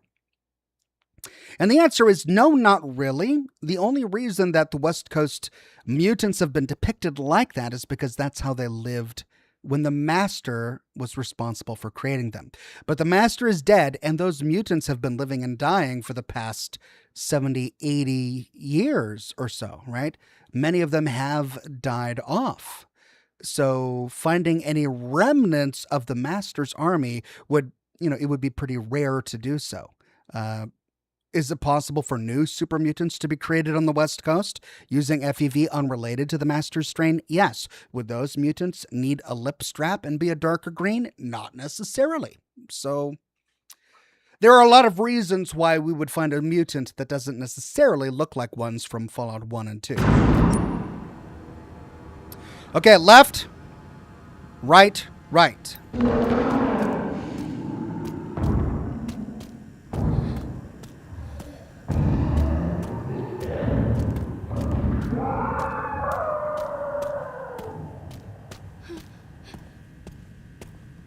Thank God.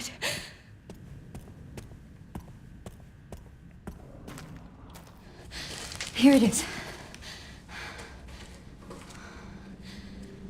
You think you can read it? I can try. It's like a giant puzzle box.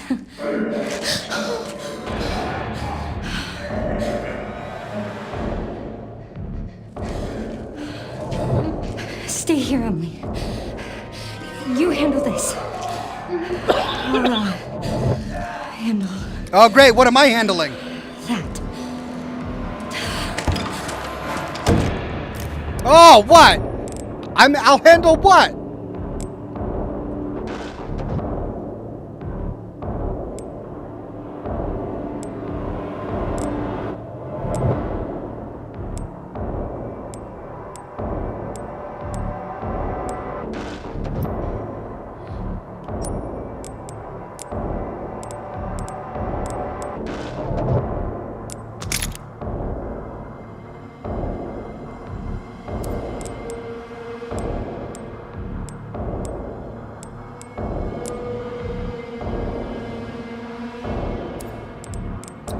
Can I not eject the ammo that's in there? I guess I can't.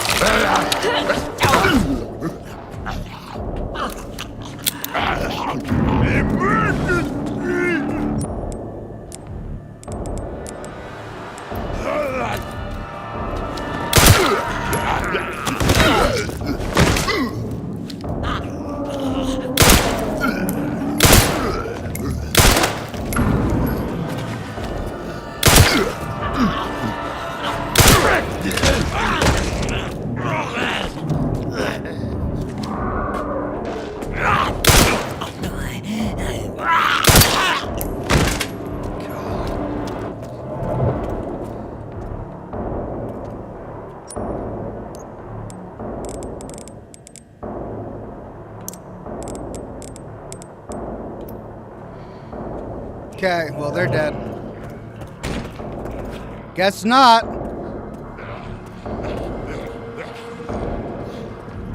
Oh, man. What? What the heck?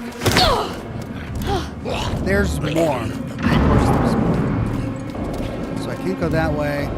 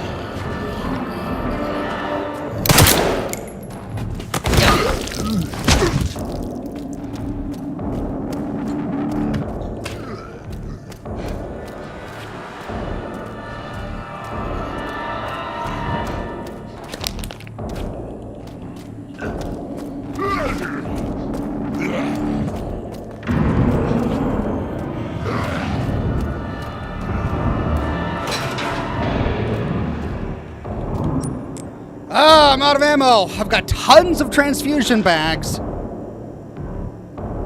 Why would they give me so much blood for the transfusion thing and no ammo and no scrap left? Like I can't do anything. They gave me no scrap. I can't even build a melee weapon.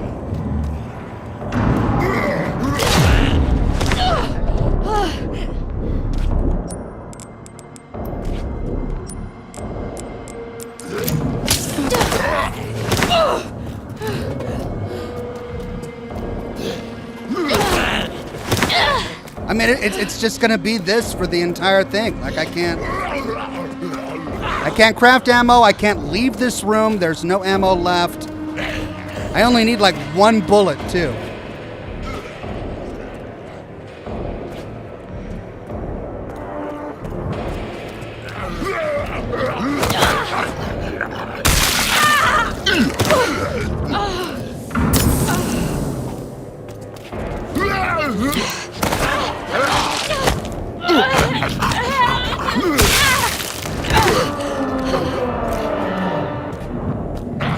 What the hell? I just sit here and die?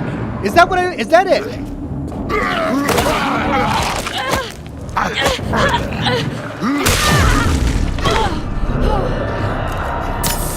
You can turn shivs into scrap. Well, thank you. But I don't have one. Like, I don't have a shiv. I don't have a knife. I'm completely out of ammo. I can't craft any ammo. There's none left in this room. I just sit here and die.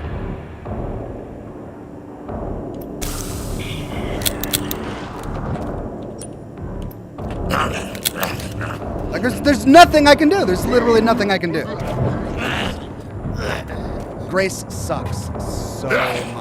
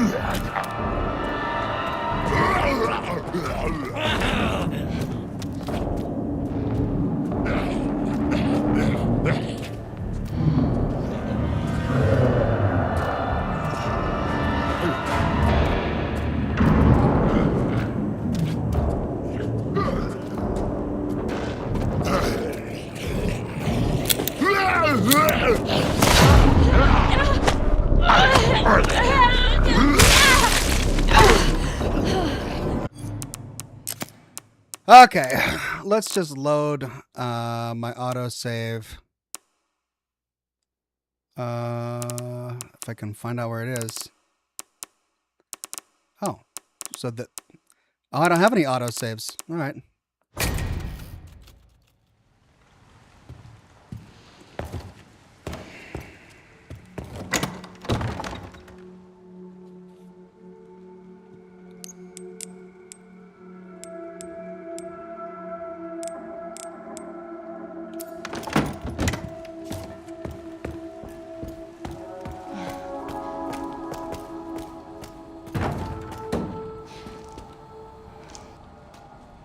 What do you want me to read? There's some buttons with braille on them. Can you read them and then Maybe I can get through that room without having to shoot push any of the buttons in guys. this order? That would save me Star, a ton star, of ammo. So I have to keep it together. Maybe if I'm just really quick.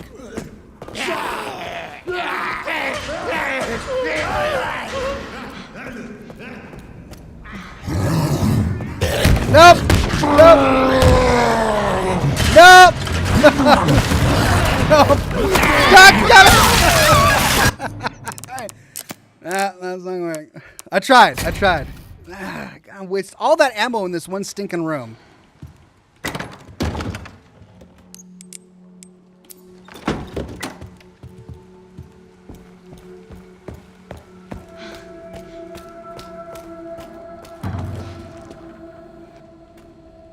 What do you want me to read? There's some buttons with braille on them. Can you read them and then push the buttons in this order? Sit. Star. I'll be right back. Son.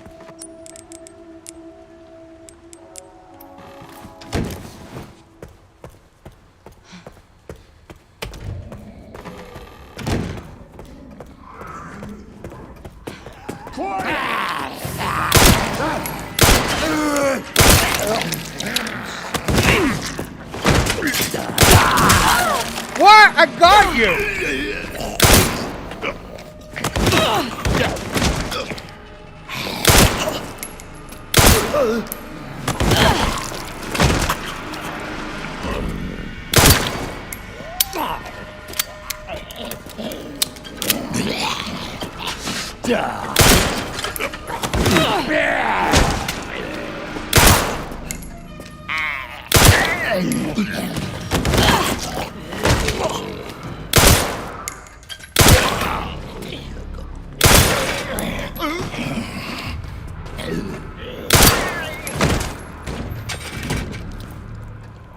It's just insane that it takes that many headshots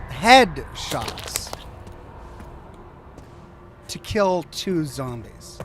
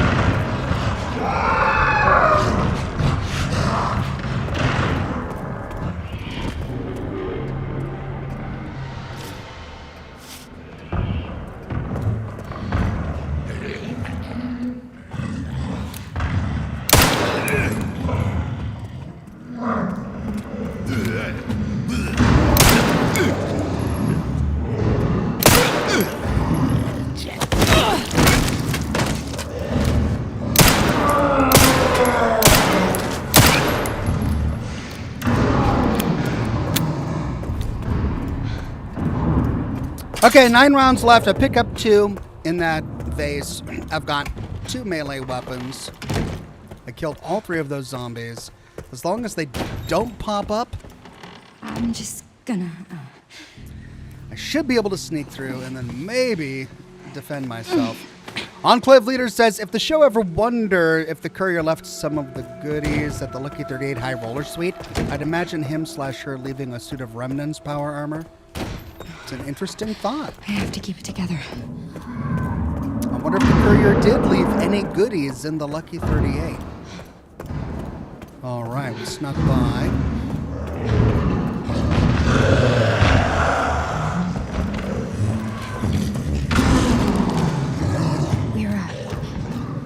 We're close now. What? I don't remember that guy. I don't remember that guy there.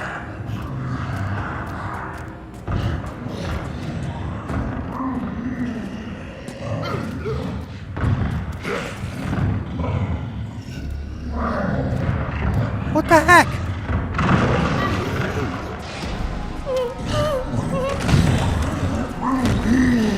Oh no! Oh no! Oh no!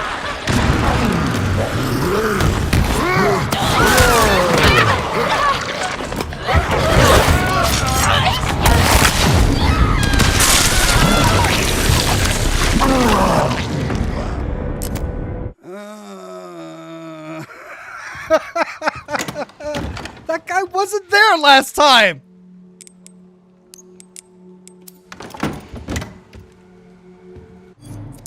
The 76th, the doctor says, oh yeah, check out my previous super chat. I think the master strain of FEV is worse than the strains from the Institute and Vault 87. Those two are FEV done right, whilst the West has some deformities. That's a great thought. I like everything about that.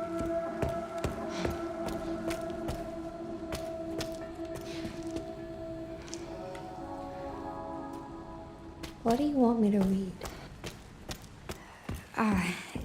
There's some buttons with Braille on them. Can you read them and then push the buttons in this order? Star. Here. Sit. I'll be right back.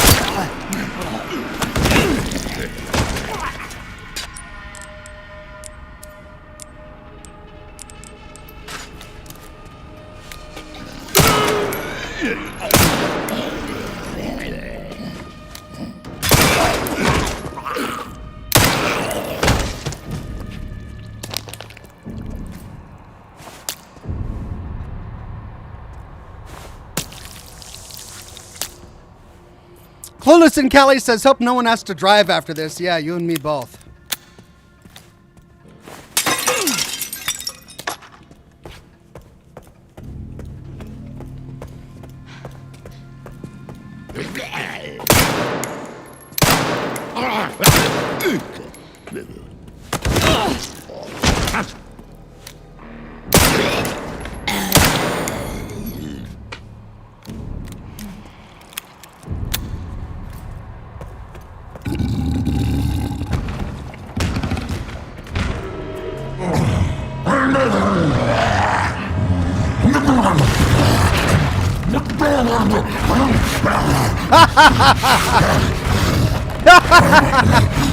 I haven't been this close to him before.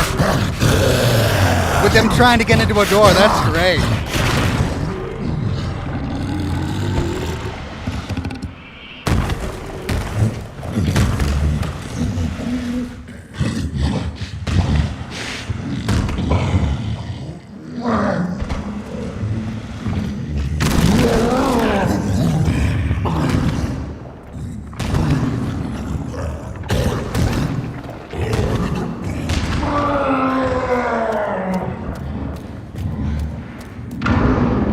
Oh, now it's gone.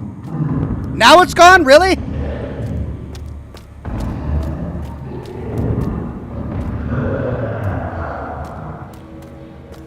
Where is he? Am I going mad? There was a guy here. What? Did he not come by? He must have not come by the last time. Okay. All right. So there's no guy here.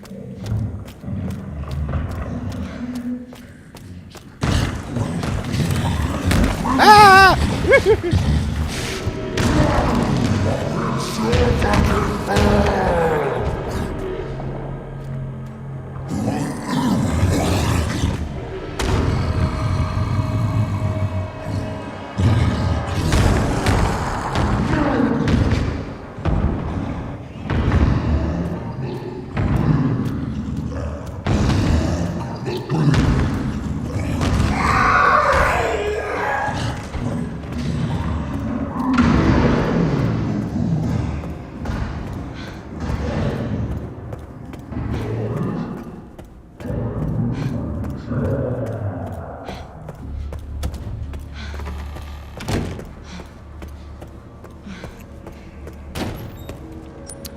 Okay, I've got 10 rounds in the magazine. I've got a 6-round clip. I've got 2 melee weapons.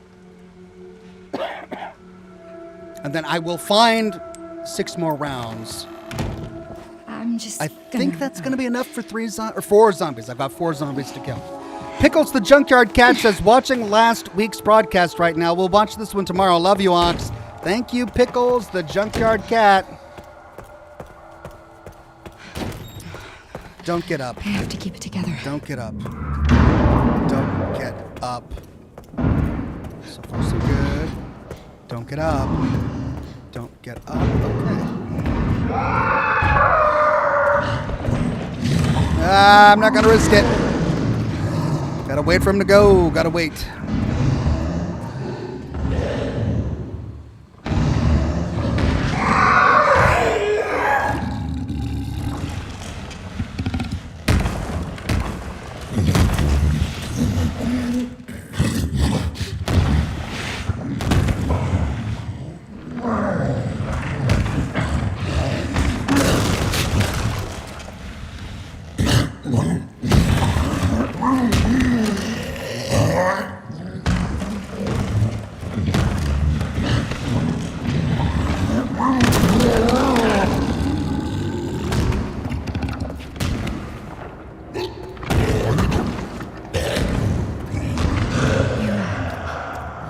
We're close now. Okay.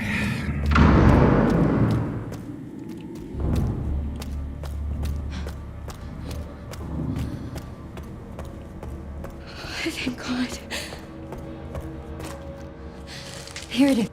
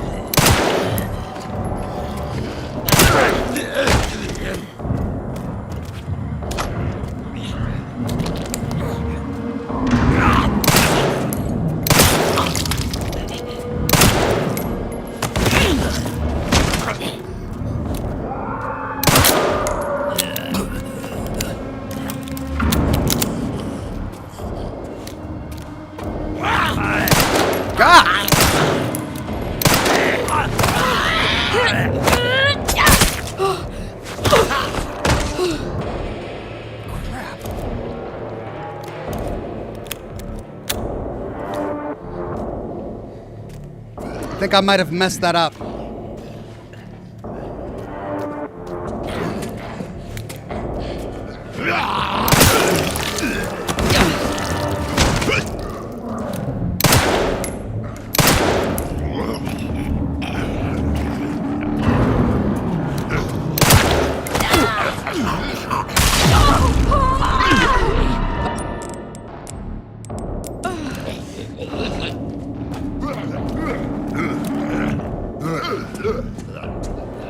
Come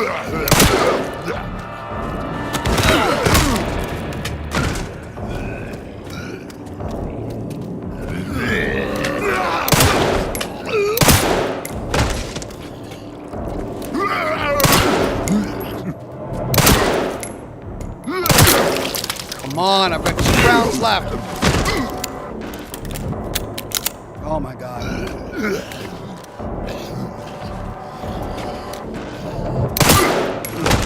God, I've got 1 bullet left. 1 bullet left. Any more come and I'm done.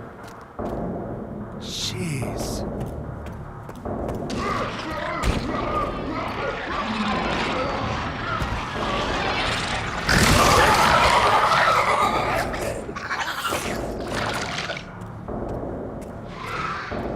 What?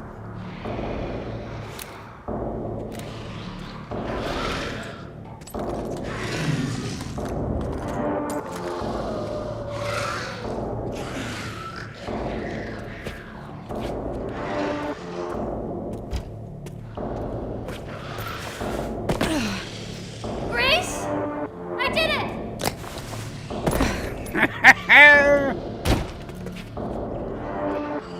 Come here. I found this. Well done, Emily. Thank you. Emily!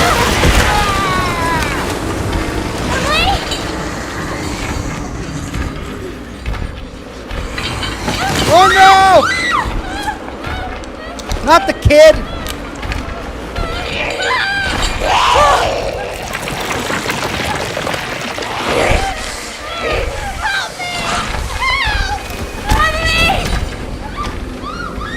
She just stands there. Get Emily back. I've got 1 bullet. He was dead. I've got 1 bullet left. Oh my god. Oh, of course, of course, of course. It better autosave from this point, because I don't want to do this all over again, man.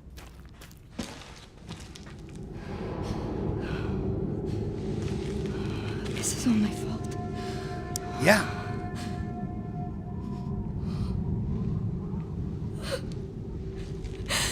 I can't just leave her. No.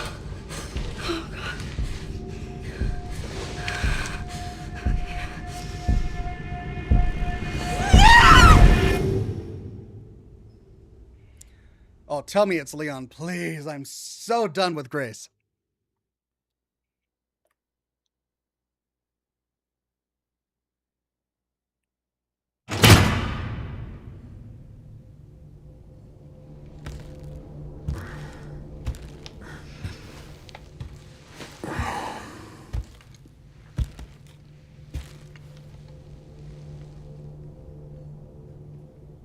Why are you here? Is it for me?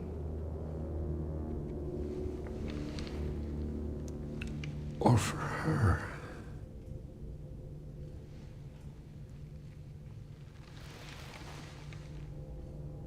We can talk.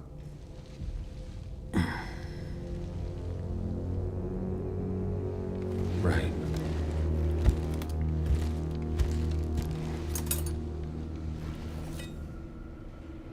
Or we can begin your treatment. Silent treatment, I hope. You're an investigator, right? We'll investigate. What do you want to know? Is this where I conduct my research?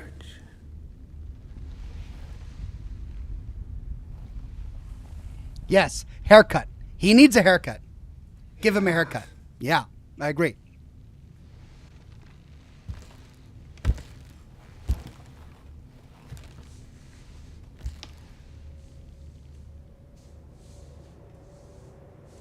Are the answers to your disease here?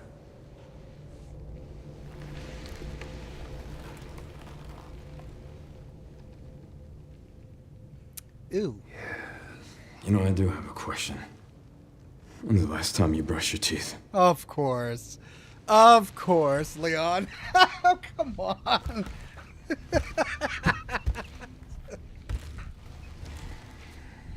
Wouldn't expect anything less.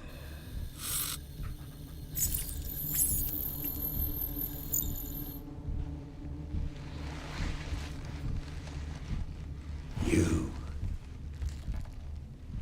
are an ignorant fool.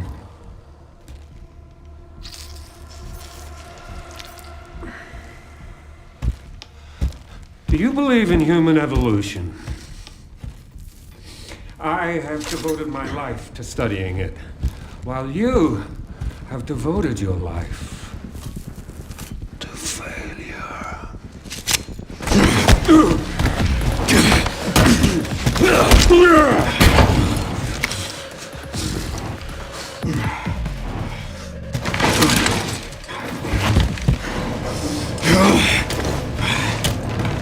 You're a dead man walking. Hey, can you hear me? Leon, I've been trying to reach you. Sorry, I was a little tied up. Did you get what I asked for? The floor plan? Yeah, sending it now.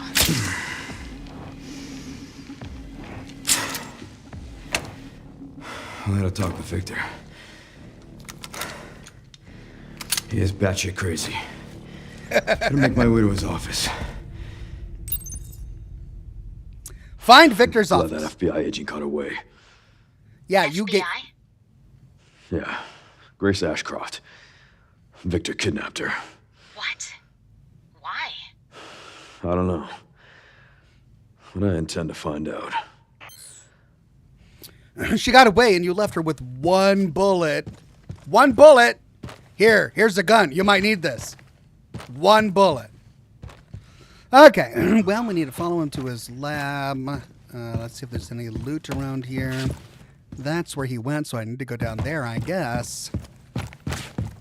Let's see what's up here.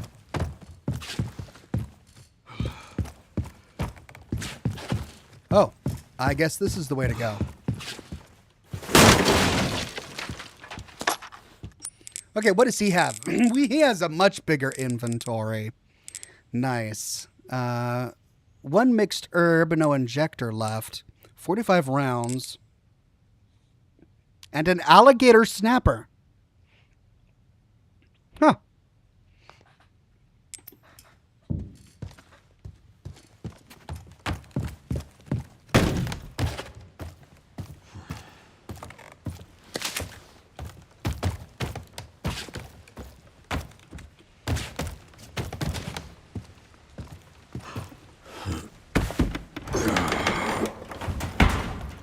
What? Oh, hold.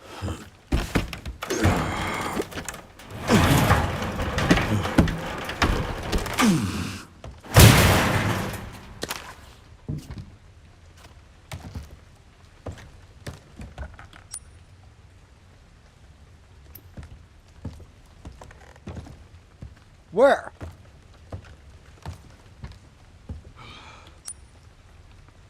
Shotgun shells, where?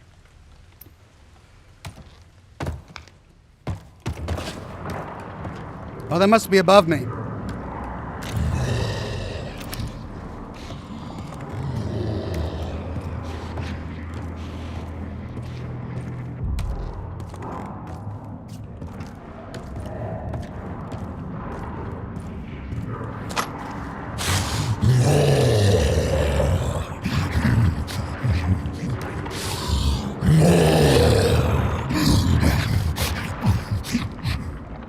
Ah! Ah! What? Ah!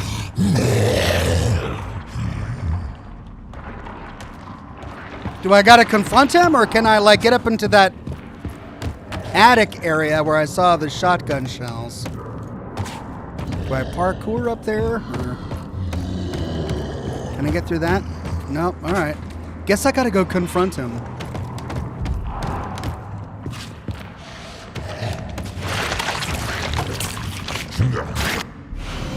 Hey, a compact pump action shotgun offers excellent spread, but with limited capacity. Can be customized for an even wider blast. Featuring an equipped muzzle brake and designed for maneuverability, this weapon is ideal for precise firing, even in tight quarters.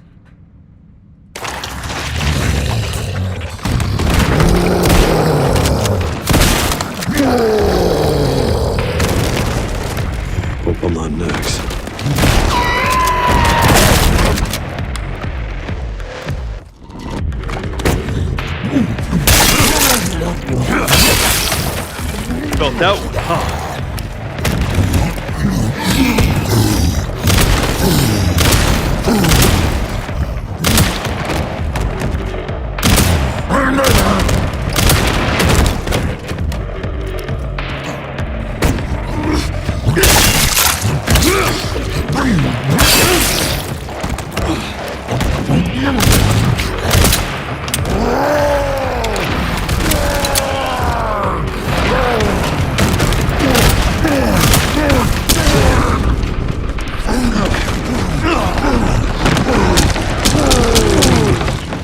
One hit kill. Okay.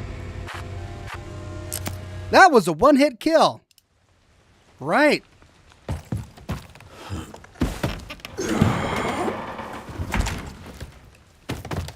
Hold on. Let me see. Lore. I missed lore. Satiety suppression medical record. Subject Thomas K. Jackson. Symptoms irregular eating patterns. After a surgical procedure to suppress the satiety center of the brain, the subject experienced an increase in appetite and weight gain. He began to ingest everything he could get his hands on, including infusion pumps and pacemakers. Subject Timothy B. Jackson, symptoms irregular eating patterns, exhibits the same symptoms as his brother, with a particularly strong fixation on human flesh. Must be treated with extreme caution as he becomes violently agitated, if not constantly eating. Dear God. So we got a couple of brothers. One was haunting Grace, and one is now haunting me.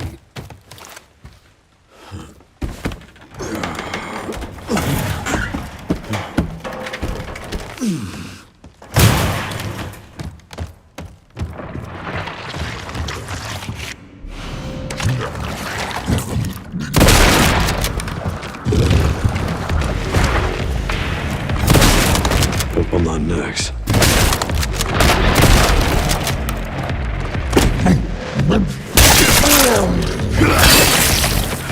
Felt that one, huh?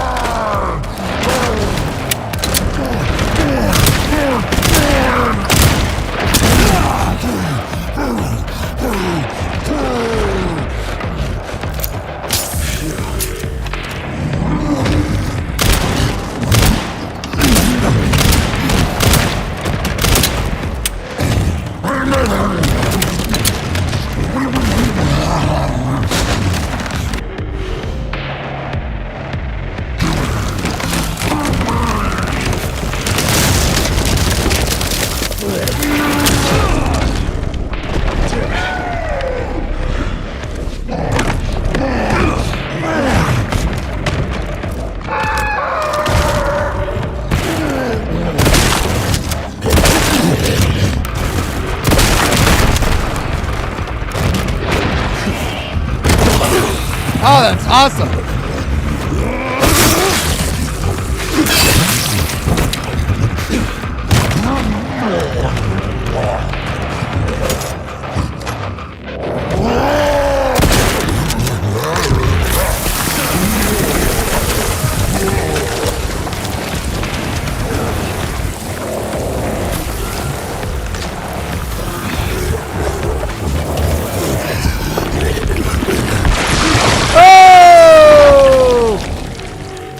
Sorry, but I'm not on the menu. I love Leon. He's so bad, but he's good.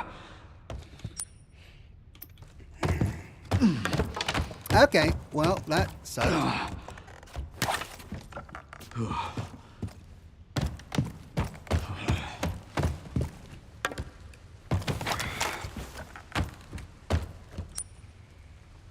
Shotgun shells. Okay, so there must be some upstairs or something, because there's none.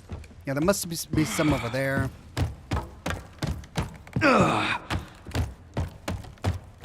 Ah!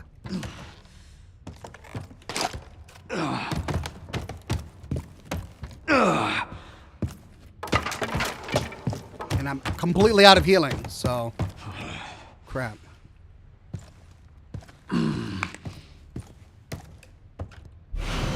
Hand grenade!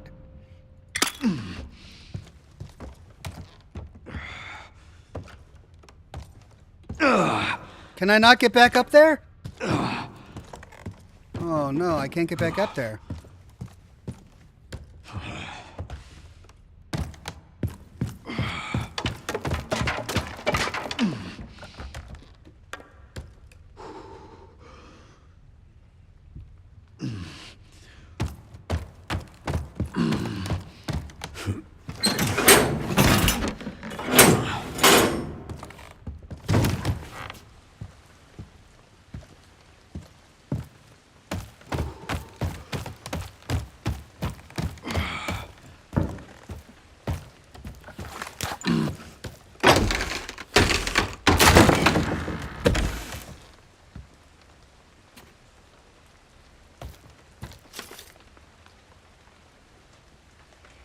Basement safe code for the security manager. I put the discussed item in the safe and moved it to a discreet location in the basement, away from wandering eyes. 60-40-80. Compensator. For the alligator snapper, reduces muzzle rise.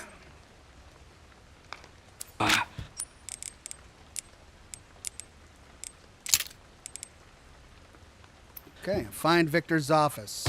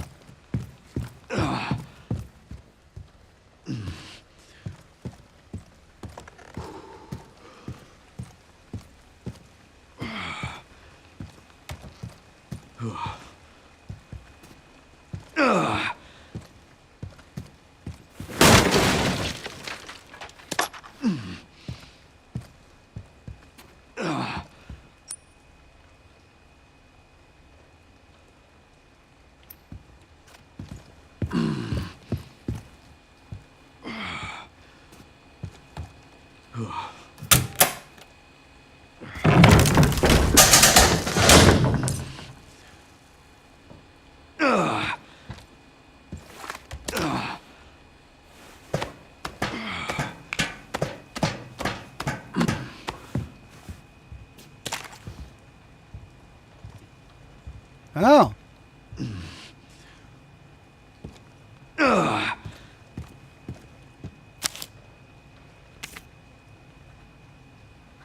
I suspect that we'll receive a visit from the DSO shortly. I want you to enact Code 6 at, 2330. I have achievement goal on no having any of this place. We remember that.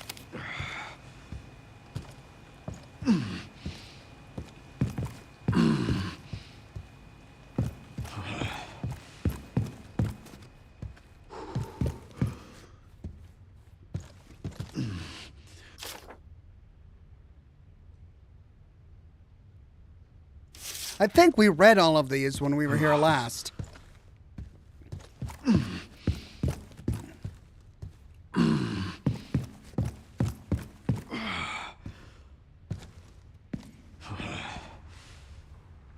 Oh no, does that mean... Oh, crap. Oh, we're in the same spot. Oh no. Alright, safe? There's a safe. Where's the safe in the basement? Safe in the basement. Warped closet. Okay.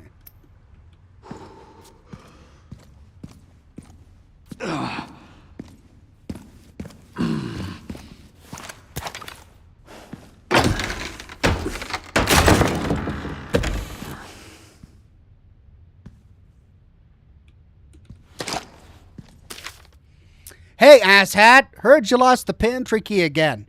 Mr. Big Shot Chef made me crawl around the stinking floors to find it. I finally found it in a puddle of grease along with a dead rat the size of a dog and gave it back to the chef. You owe me! Well, Grace has that key, or we opened it.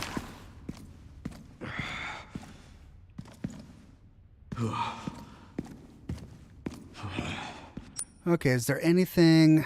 Nope, nothing marked on the map. So I think we got all of the loot with Grace earlier.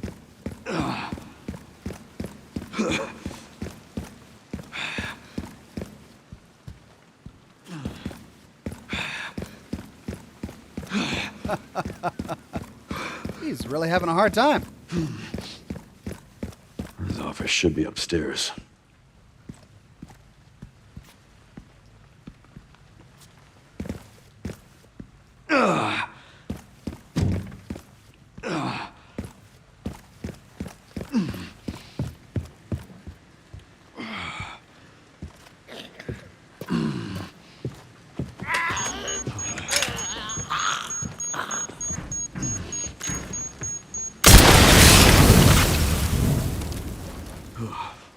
Like that! That was great!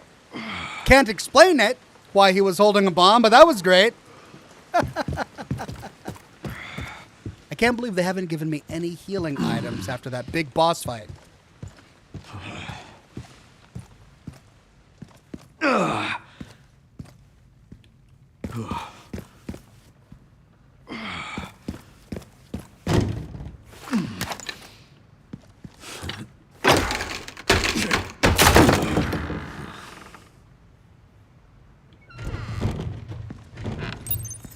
Ooh.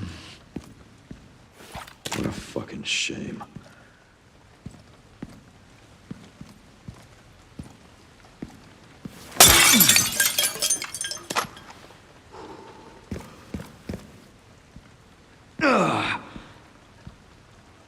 Burst their heads if you want to survive.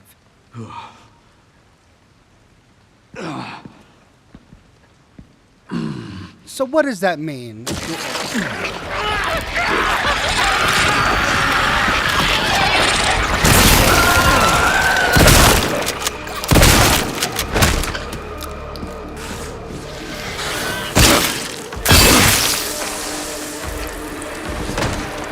Okay, I get it now.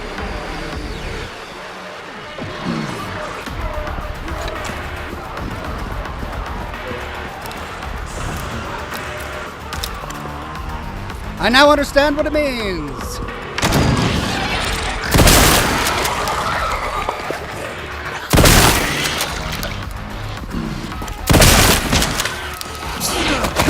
Oh!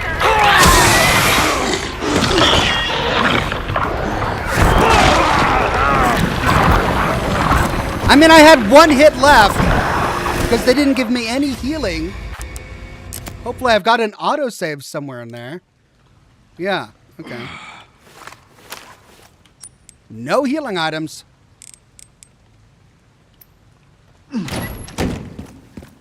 What a fucking shame.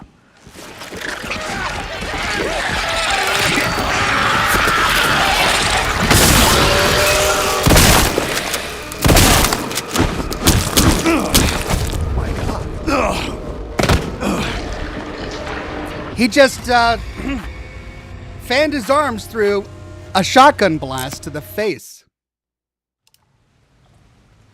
What a fucking Oh.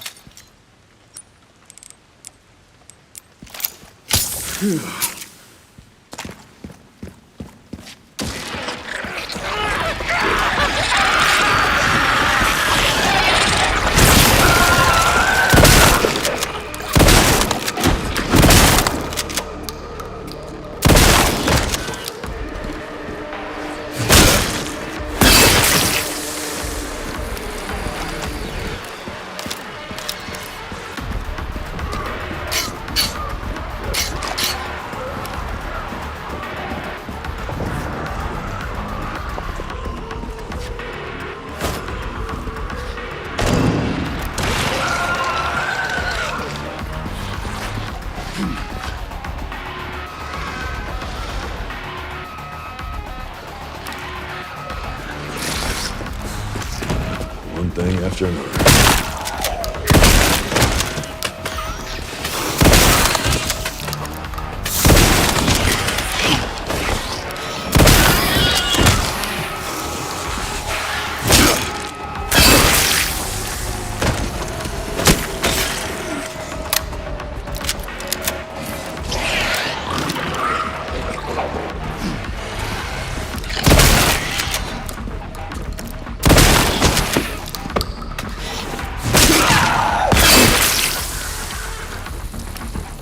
Ah.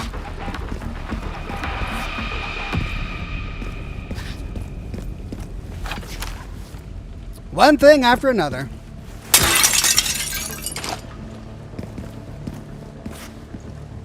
So I don't burst their heads before they get up. That dude's gonna get up. He's got an axe and everything. He is so gonna get up. I burst their heads after they get up.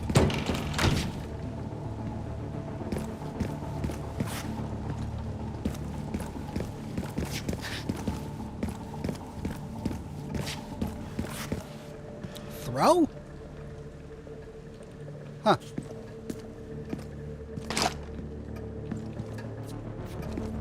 He's gonna get up.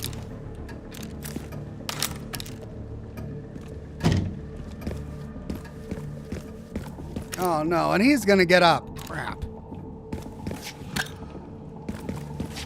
Yay, finally.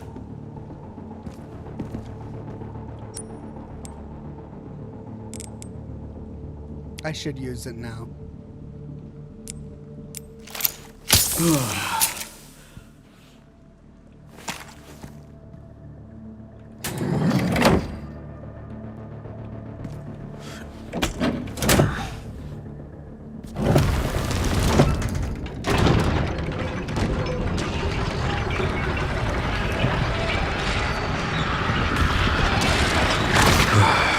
Every single time.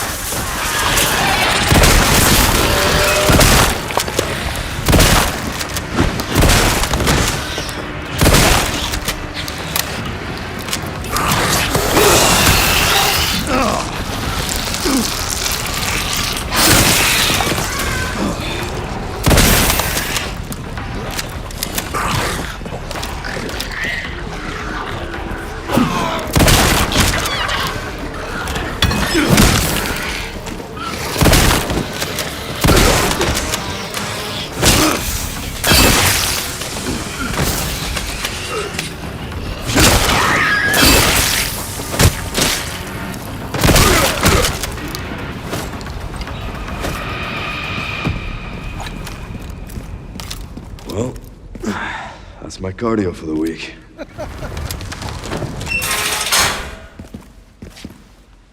Leon. Okay.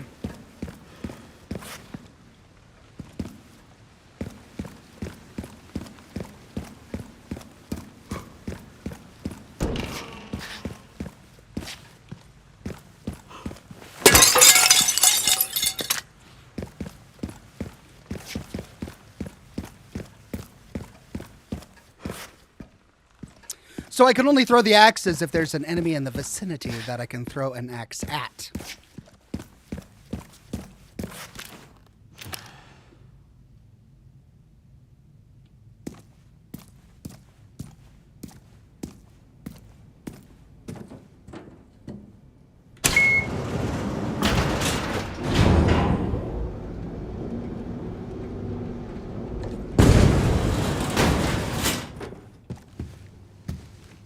Pretty sure I found Victor's private office. Nice work.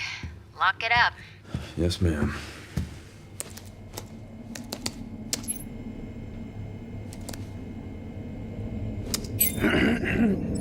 Bingo. I have the IP address. Just give me a minute. And... I'm Voila. in. Okay, hit me.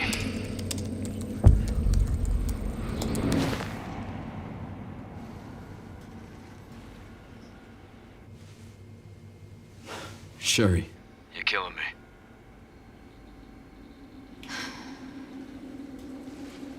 I found some information about our illness. Our symptoms confirm a T-virus infection.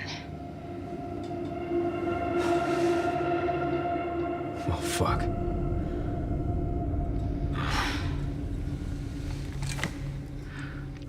Wait. At least we're in it together, right?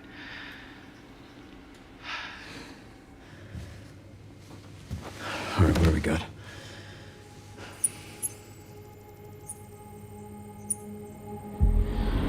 Elvis.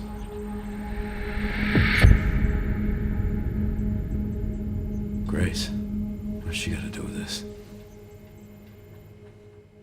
What? No! Not back to Grace, please. I did 2 episodes of Grace. Can I have 1 full episode of Leon? No!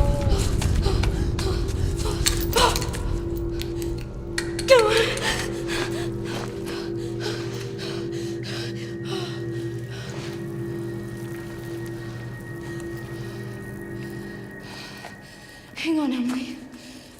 I'm coming. Let me loot first. All right, so we got... I guess that's the way out. Not sure how I'll get up there. Oh, Grace.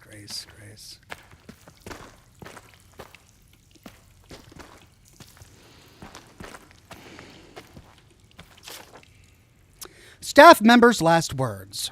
Everyone is dead. The plan went to crap. I'm the only one left in this godforsaken place.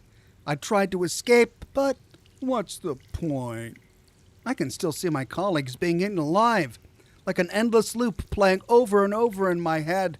Let it stop, please.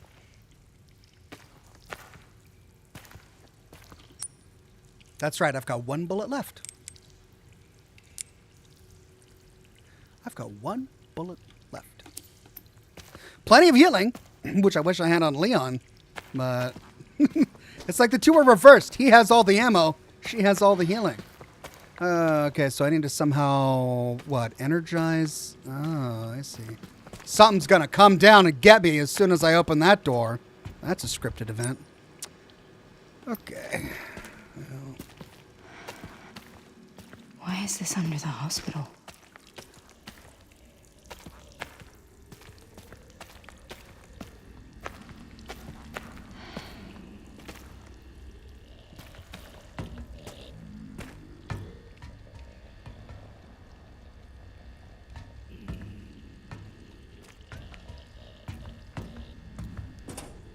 Elevator?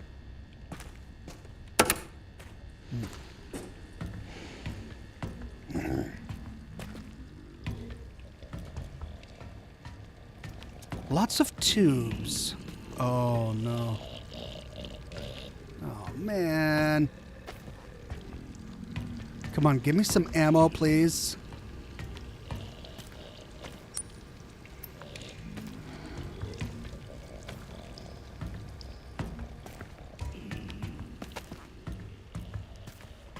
No, that's not what I need. I need ammo.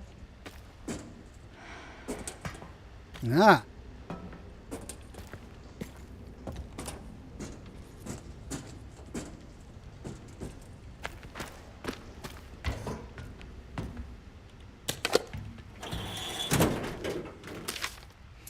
Operation to eliminate the girl.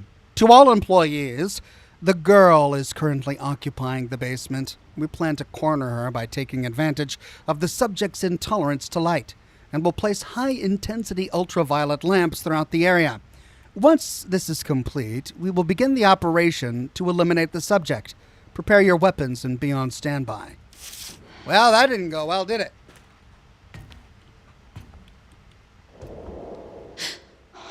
Is that Emily? No, that's the other one. The one that liked the dolls. The one whose cell was empty.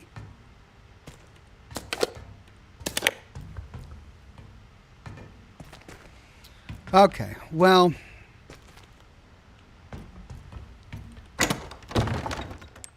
let's make room.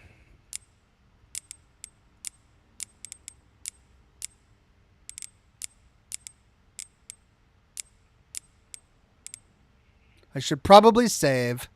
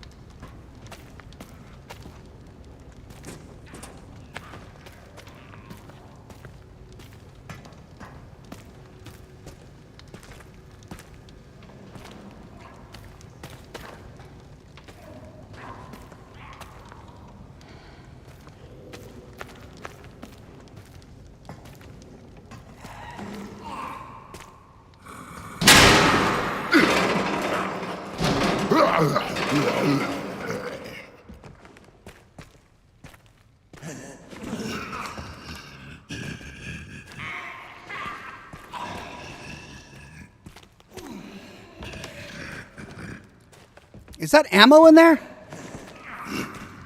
No, that's an injector of some sort.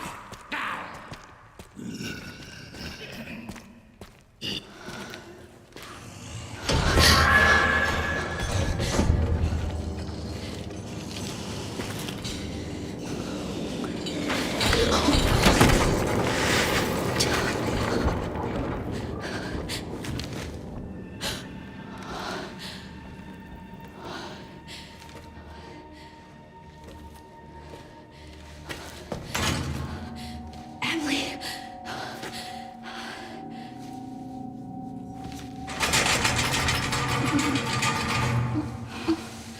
Oh, thank goodness. Emily!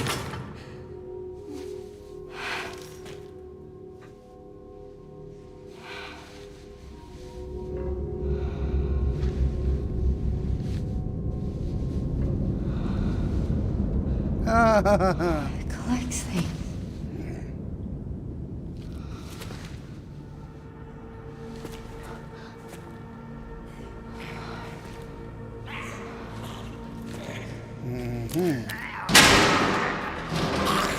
Right, but when I do that, I'm going to release all these other guys. And I need ammo first as soon as I open the gate. Oh, come on, give me some ammo.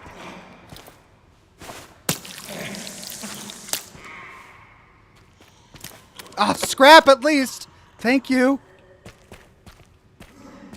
I mean, it's not going to be enough for all these guys. Unlocking the cells. You got to insert the 3 joint plugs and pull the left lever if you're crazy enough to open the cells. The joint plugs are currently being used to power other areas. I've marked their locations on the map. Removing them will cut the electricity, so you better be extra sure before you start messing around with them. Okay, processing, inspection, holding cells. You can do this.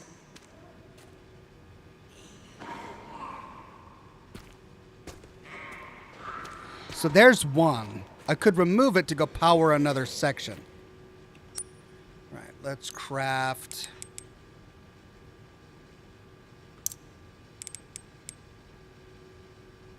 I mean, I got to do ammo.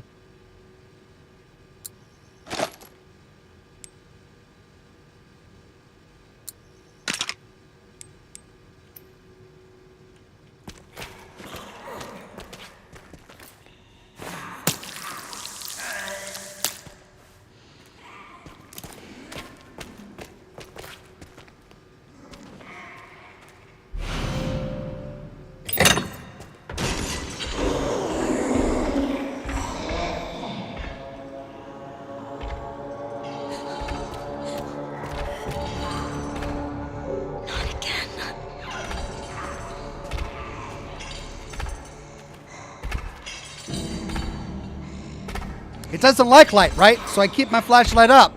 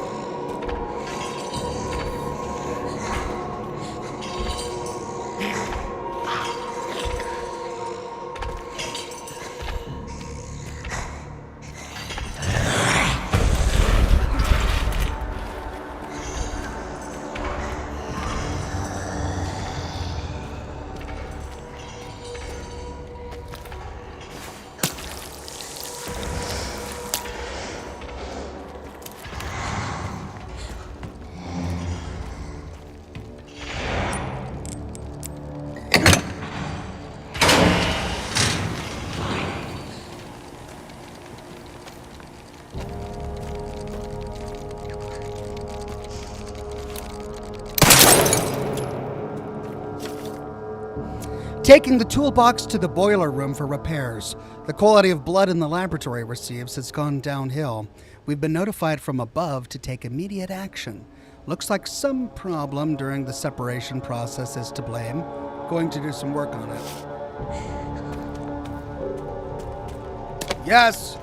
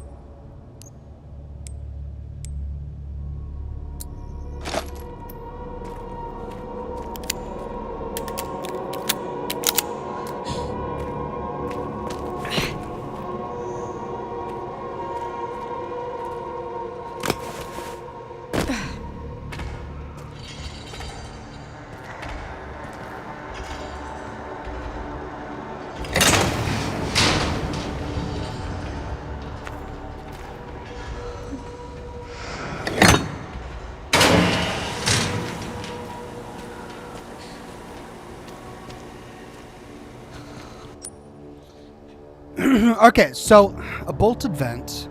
There's my plug. Empty injector, blood. There's the safe room. Power distributor, that's for the cells. Power distributor, that's for the furnace. Power distributor, I don't know what that's for. And then power distributor there. So we've got the workshop. We now need to go to all of these. And then this is going to be the final one.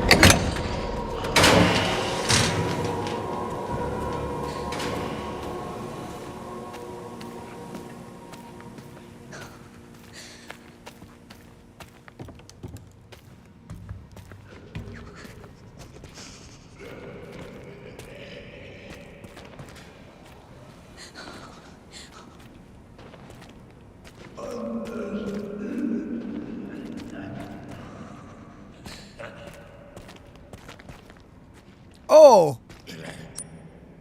Oh, that's gross.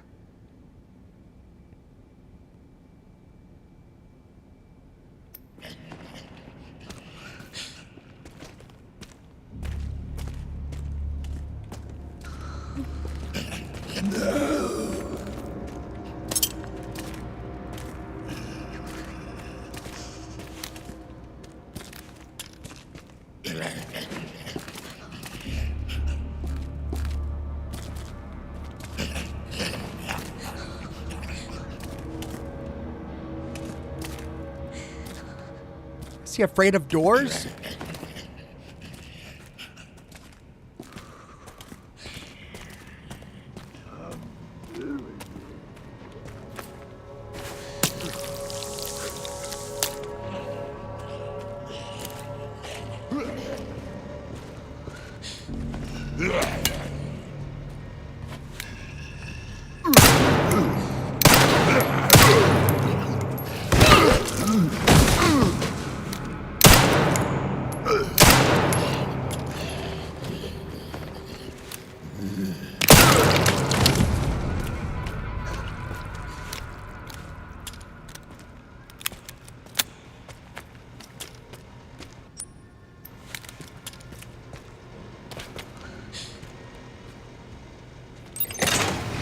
It's two.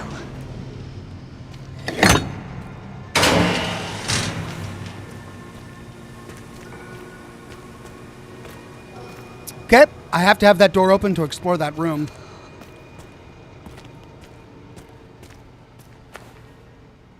Oh man, I'm not gonna like this.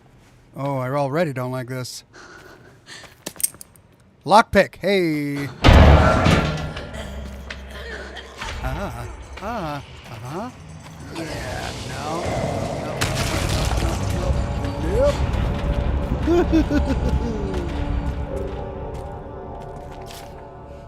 The 12 subjects we were provided with were confirmed infected and reduced to blood at the processing area. We'll be able to increase the turnover rate even more thanks to the increased stock from our supply chain. We have already started processing today's additions. Yes. Ah, the basement safe! I got the code. But I got the code on Leon. I still have it though, right?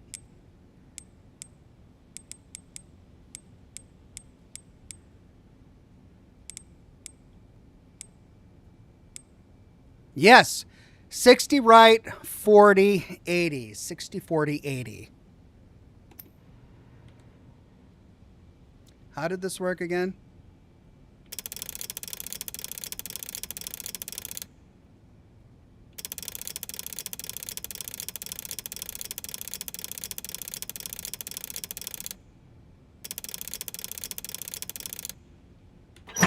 Yeah.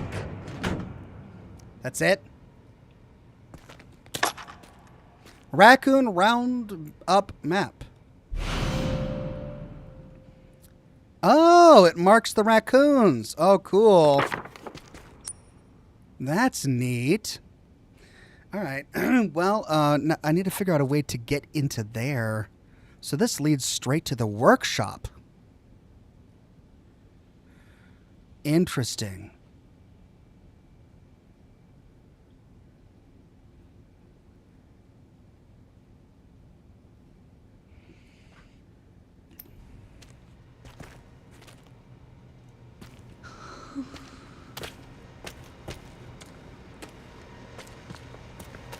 And I need something for that.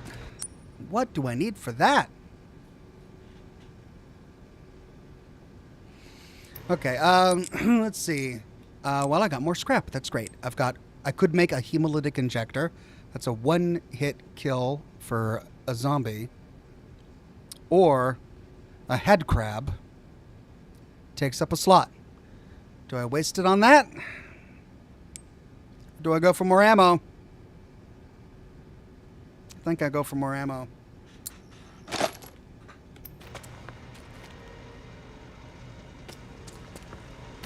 Alright, well, I'll have to come back for that later. So let's take this now.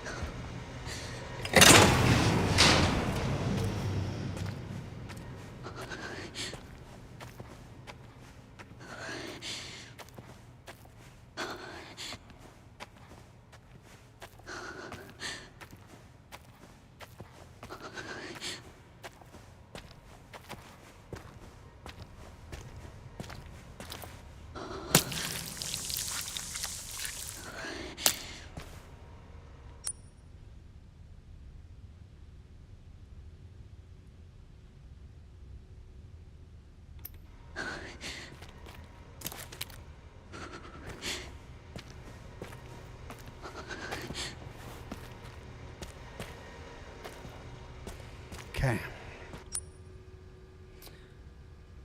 Check. Check.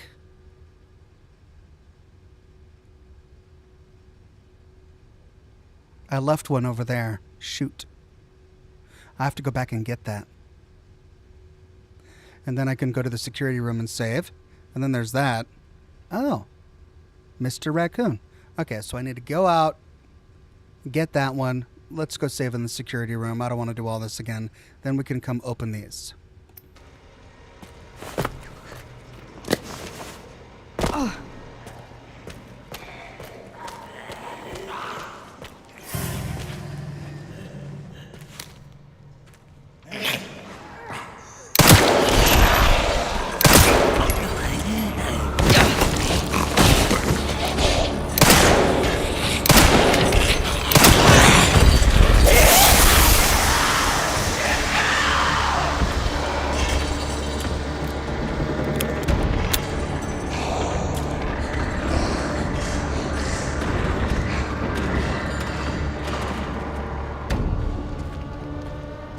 I think I'll leave that light on for now.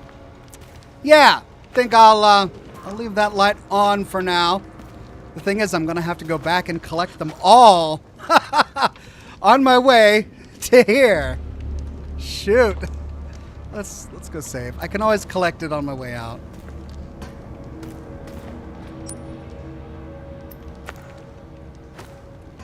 Wait, what's that? What's this? Yay! More scrap. Finally, the game is actually giving me what I need to play it.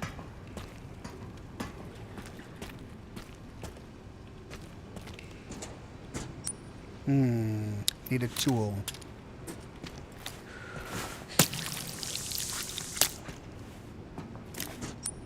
I'm making more ammo.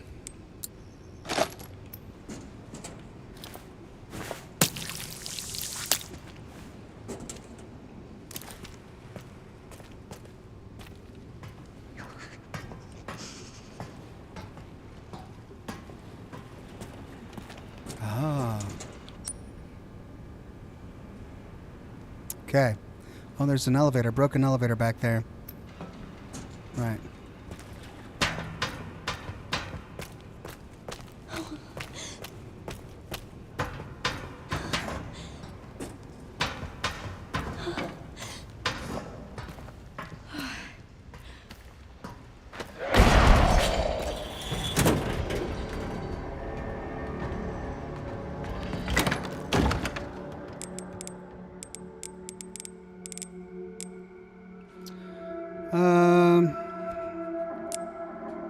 Let's store that. Store that.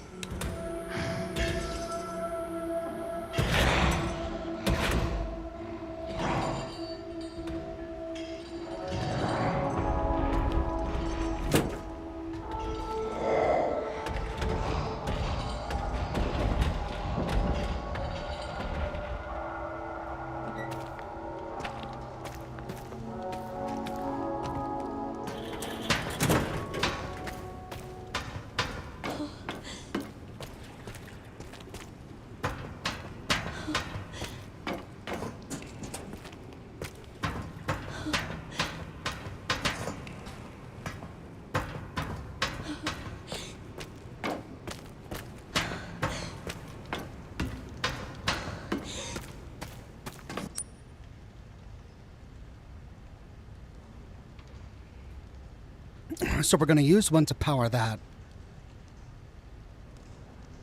Okay, we got two more.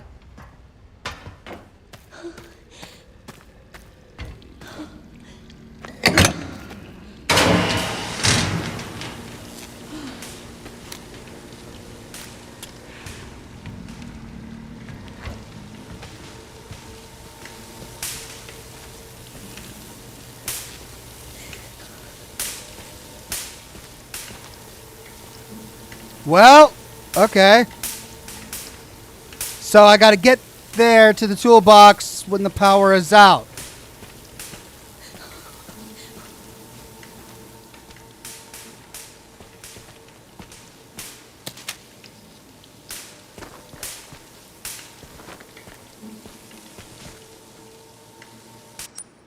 What?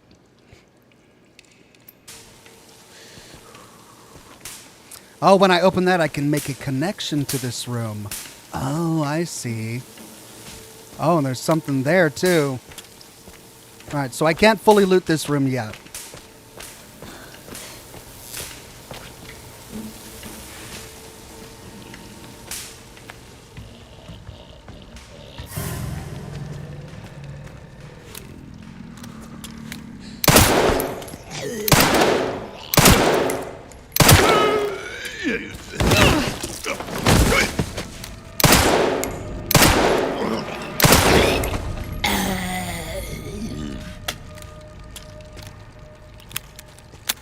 Crafting recipes. I can now craft a Molotov cocktail. Nice.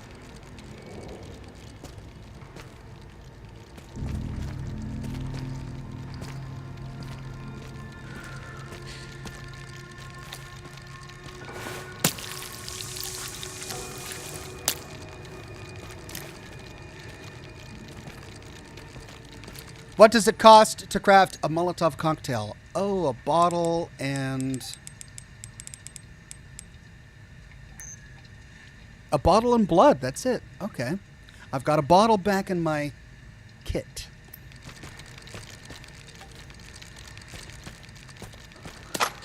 Yes.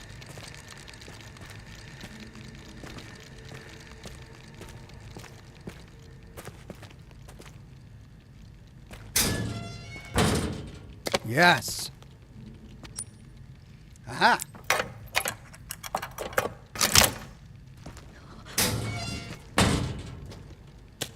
Rare metal. Okay.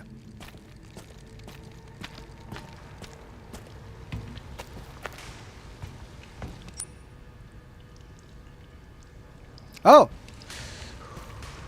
I missed one. There it is. Yay.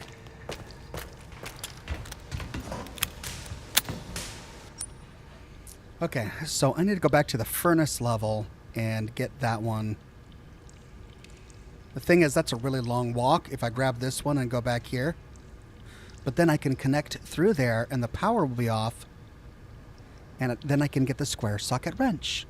And I need the square socket wrench to do something there and then do the forklift. Okay, so I should take that one out and leave that one in.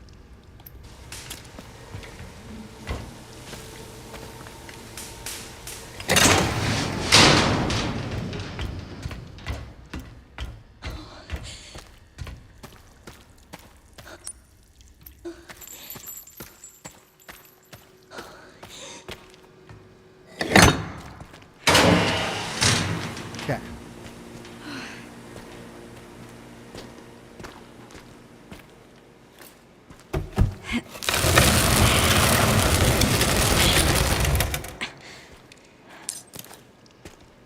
Okay.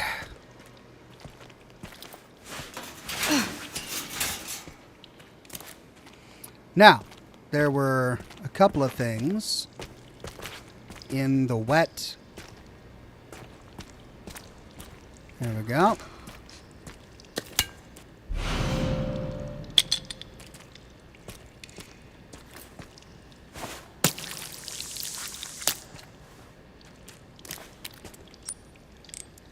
I've got a scrap metal. I've got a rare metal.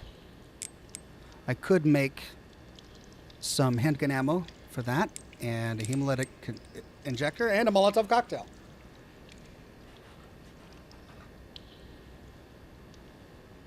It's going to take up more inventory space. I'm hesitant to just fill my inventory with a lot of possibilities, because each one takes up a slot, and I might need it for something else.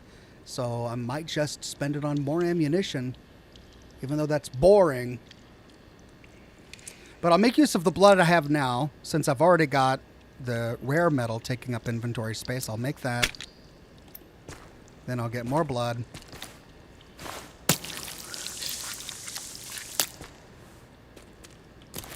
Then I'll make handgun ammo. Okay. Now, there was some lore on the ground. I wanted to get that. Right, so I've got all of them now. I need to retrace my steps.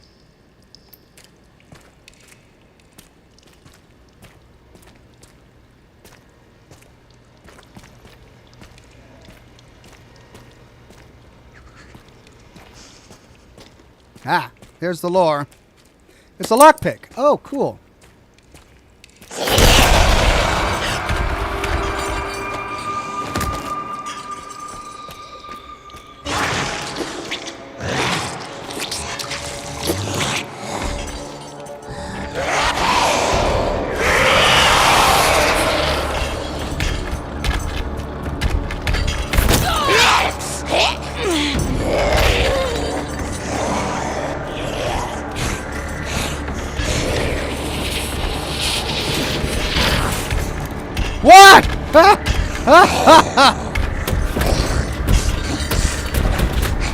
God! I'm still fine. I'm still fine. Did I get the lore? I forgot. Did I get the lore or not? Oh, it was a lockpick. It was a lockpick. That's right. Okay. One cigar down. Time for cigar number 2.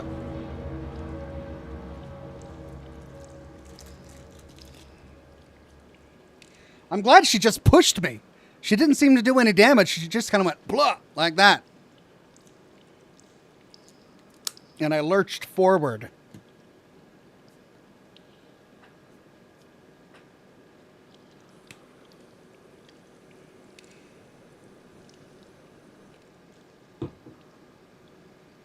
Okay.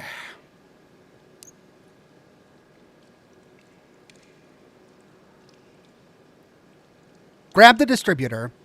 Come down here. Place the distributor to scare off any crazy lady. Take it again. Go to security room, save. Go to collection pool. Use the bolted thing on that. Right.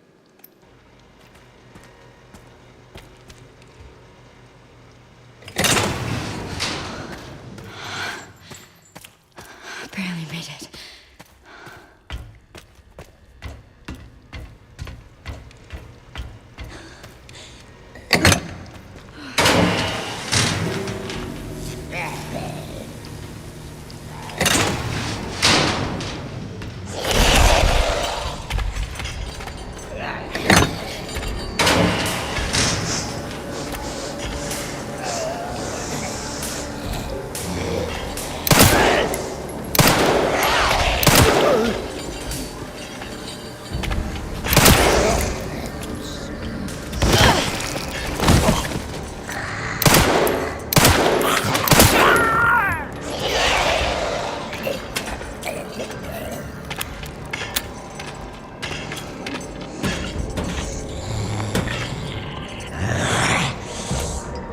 She mad. She very, very mad.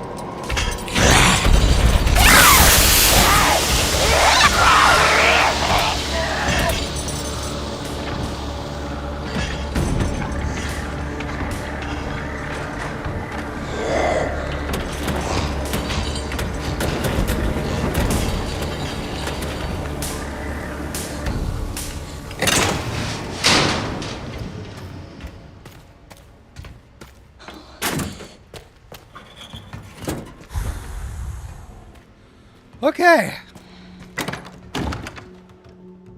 Let's make another save.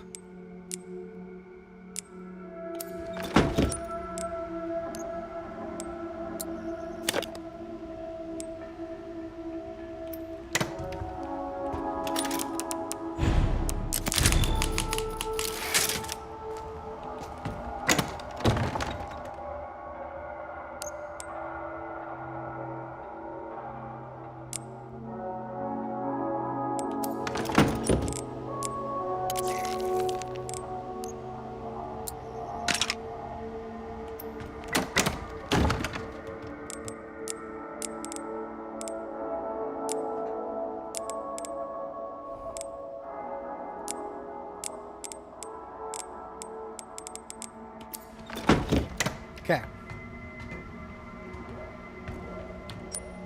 So, I've got 1, 2. Is that one still in there? I've only got 1. But the third one is by the workshop. I think I left it by the workshop. Did I? Crap. I don't remember.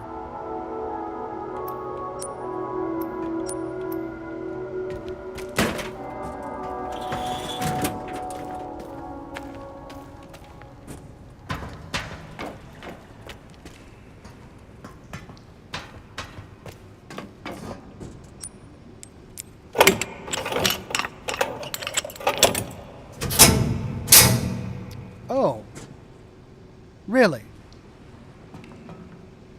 Okay.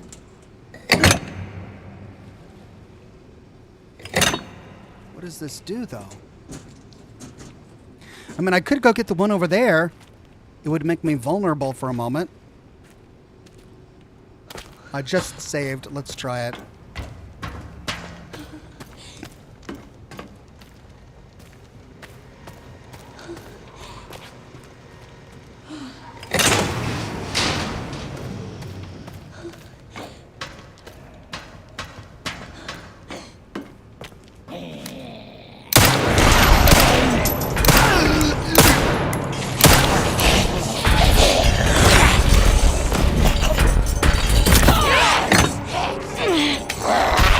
Really?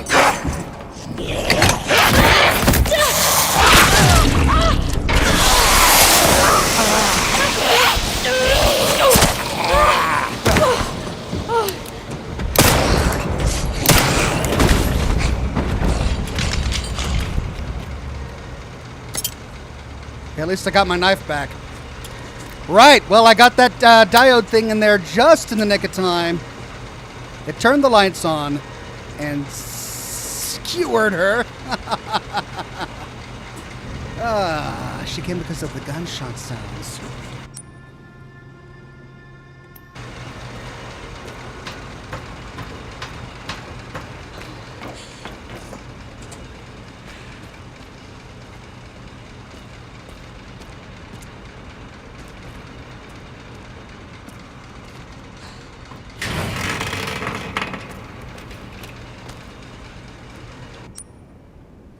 That's the ladder out. So I'm going to have to get the girl, put those two in there, and then race out to get to the ladder. So this is the way out, I think.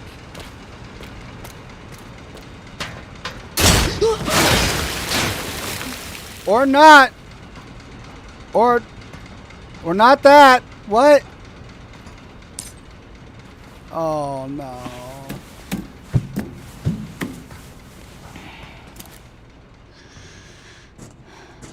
Oh, no.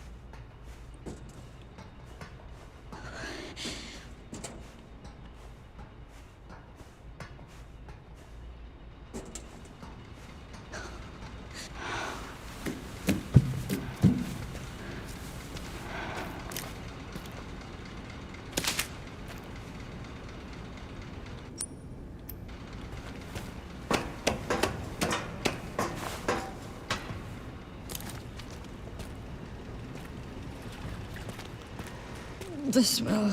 There's the third one. Is that a typewriter? That is. Oh.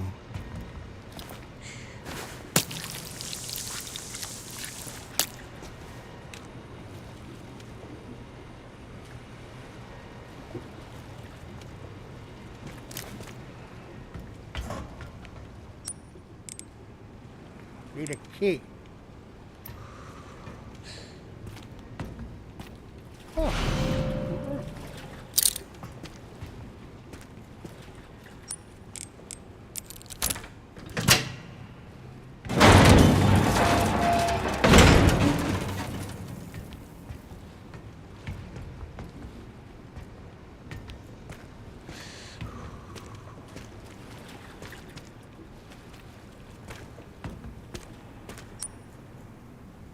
I still have it. Good.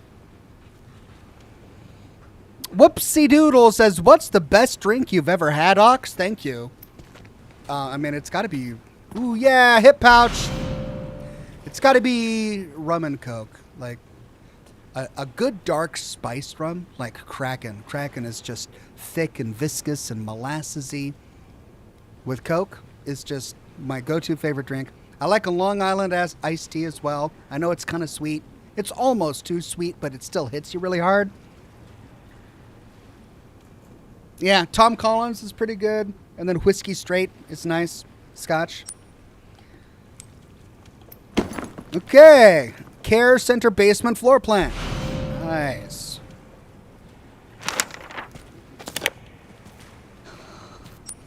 Let's see. So how am I going to get across to the other side? Oh, through there. By going to the other forklift.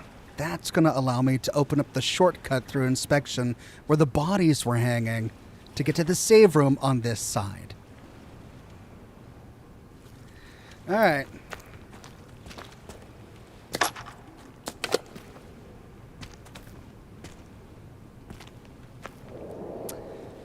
A floor plan of the processing area. Turning the valve hand wheel on the opposite side will drain the pool.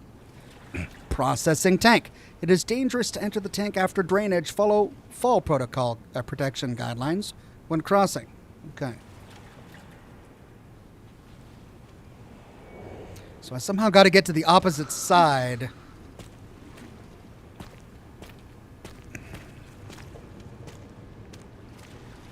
Well, I know how to do it. I just really don't want to. Okay.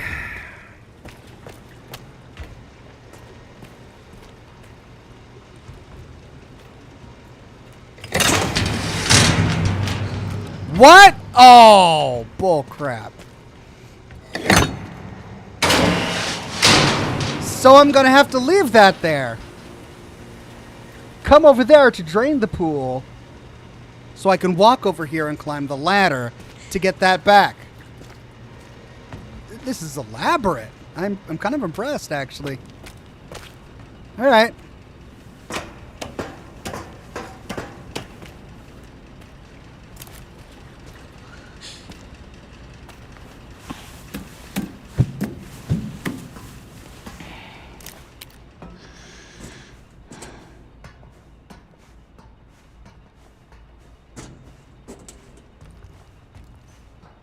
All right.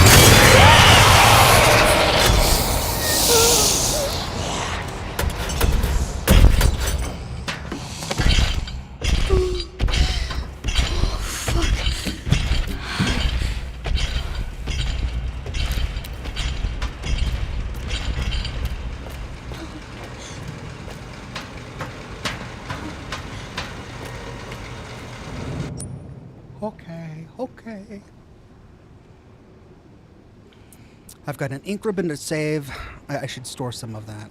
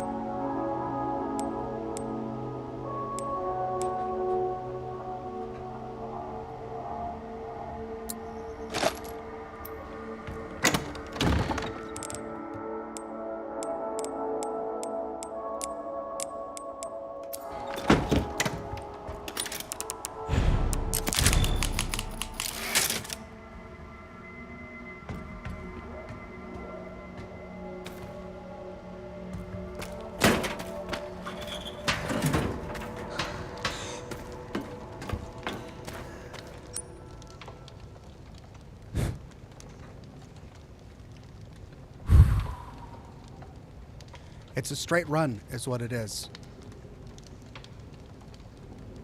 I should probably open this up first, though. Yeah, I'm gonna go do that. I'll leave them lit while I do that.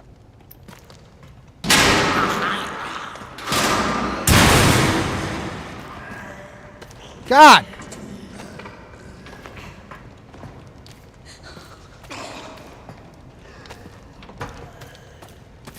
Oh.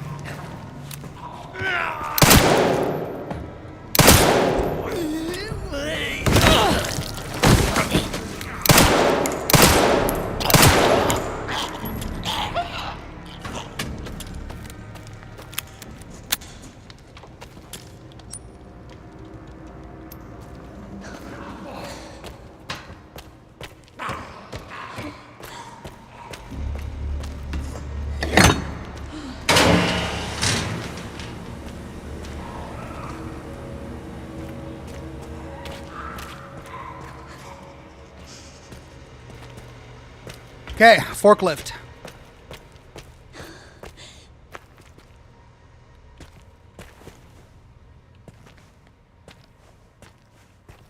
Wait. Yeah.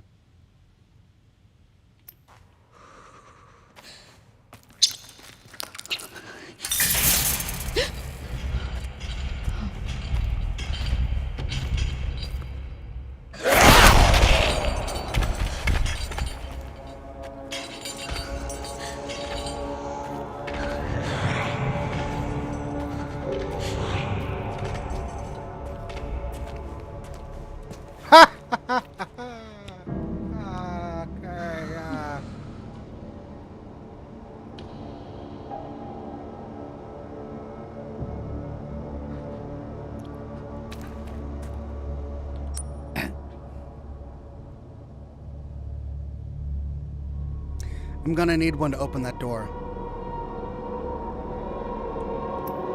I just realized that.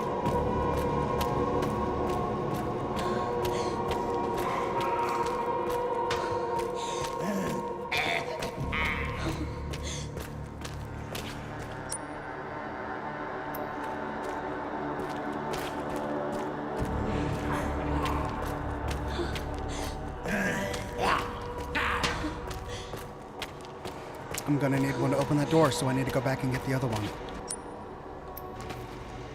Doggone it.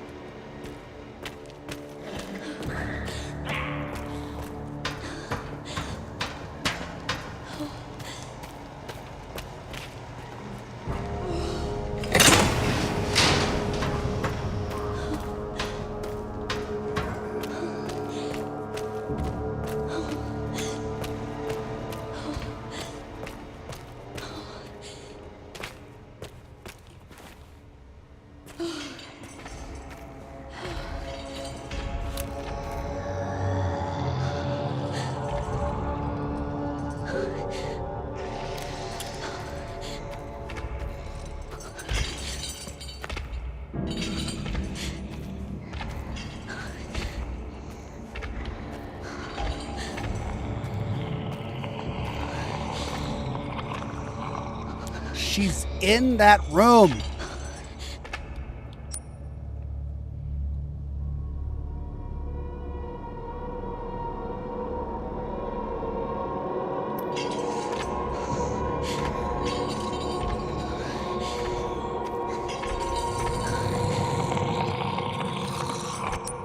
I mean, I could try to run by her and plug it in real quick.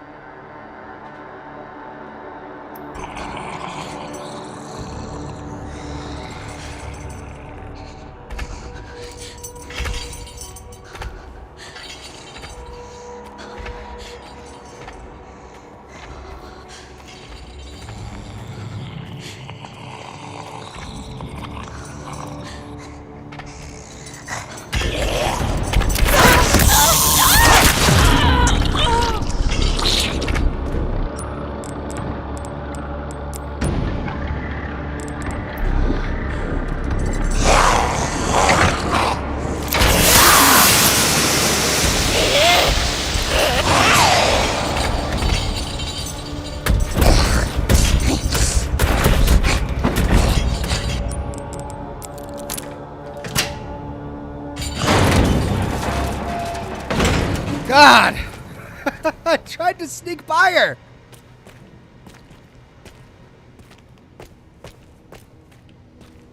I got all this right. I think I did. Yeah. Okay.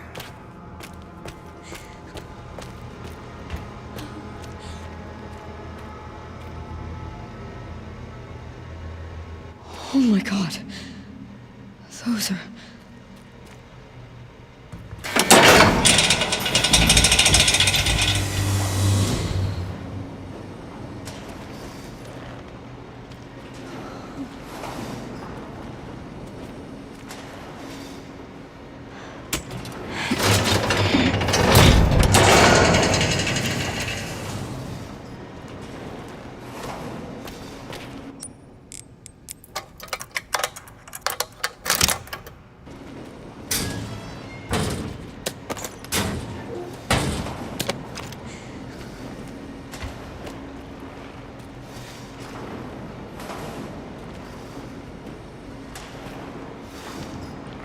God, I really don't want to go in there.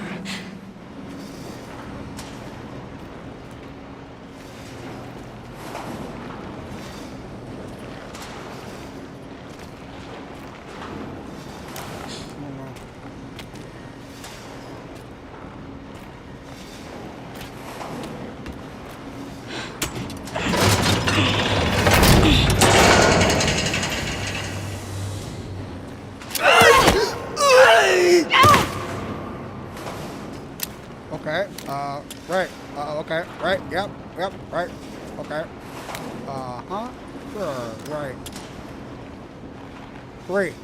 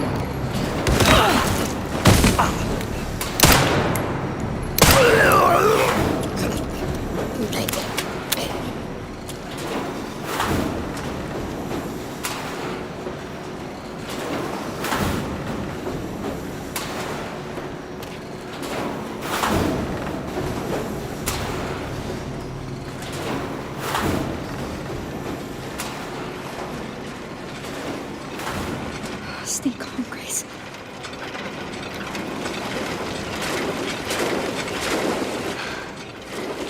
Oh. Oh, yeah.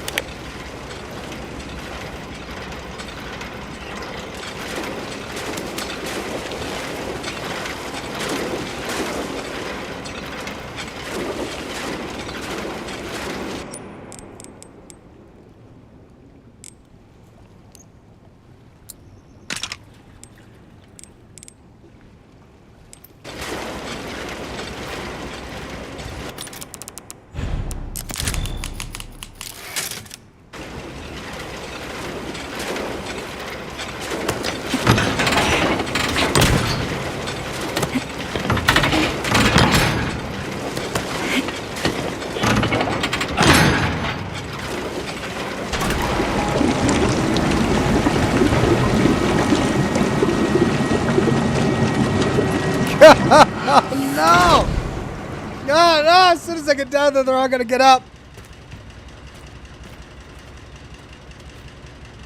Hence the Molotov cocktails, I guess. This is why I should have made Molotov cocktails.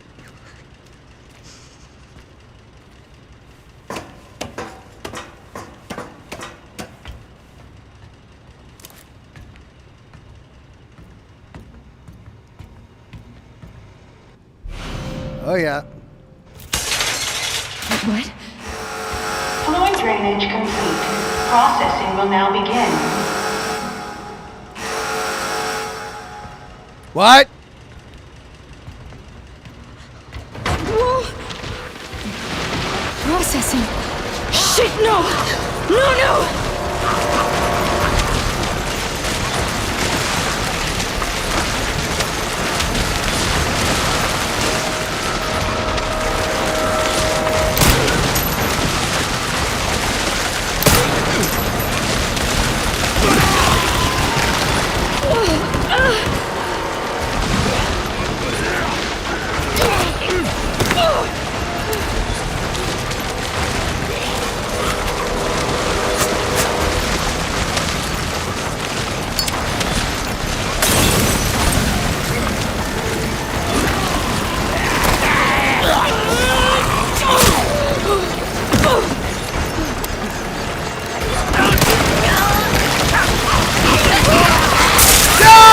I got too close! Oh, that was brutal.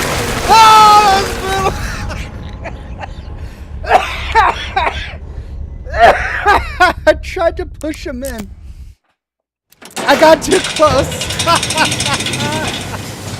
Oh, that was so gross. Oh, okay.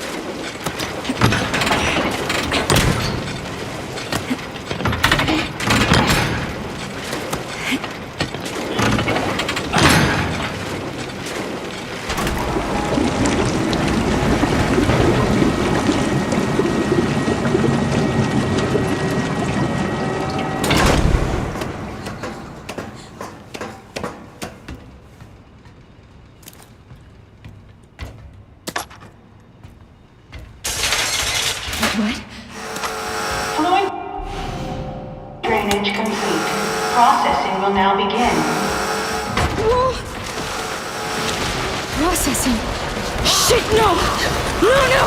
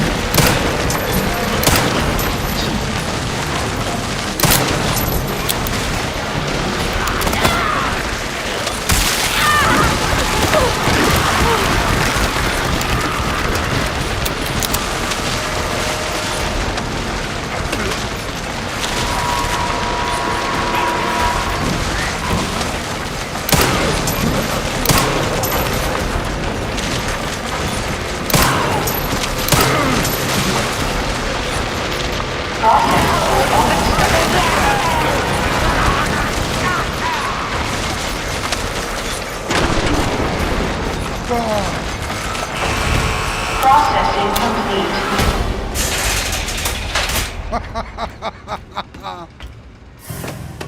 It stopped. It finally stopped. Thank God. That was so great. That was brilliant. Okay.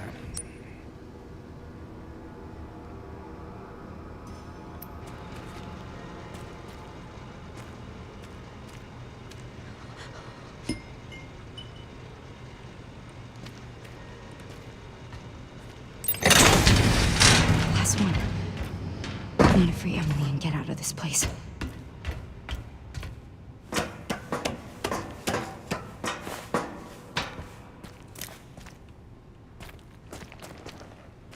back.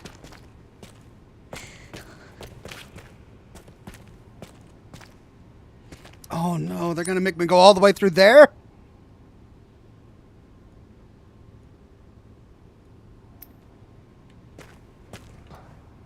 They are.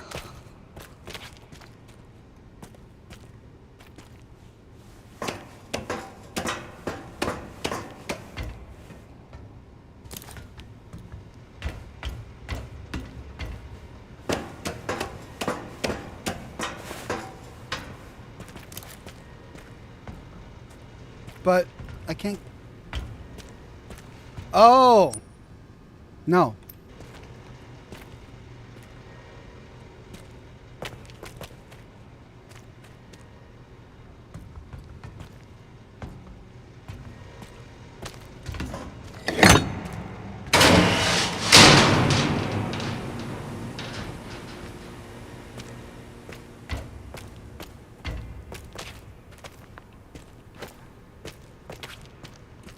Okay, if I take it out, that door closes, and I can't go through there. Oh, of course. All right.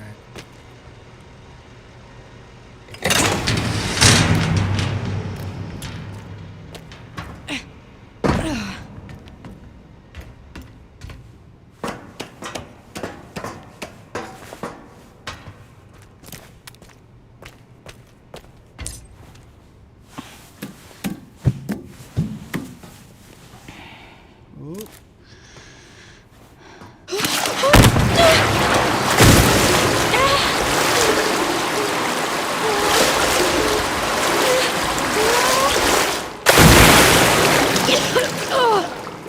Oh, I got in my mouth.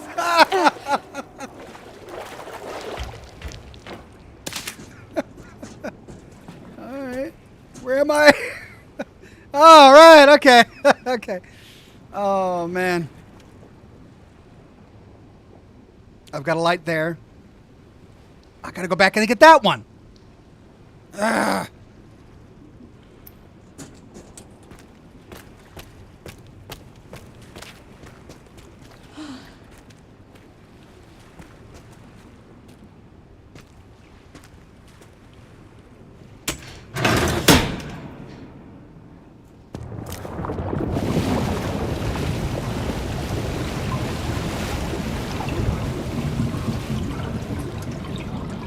Hello.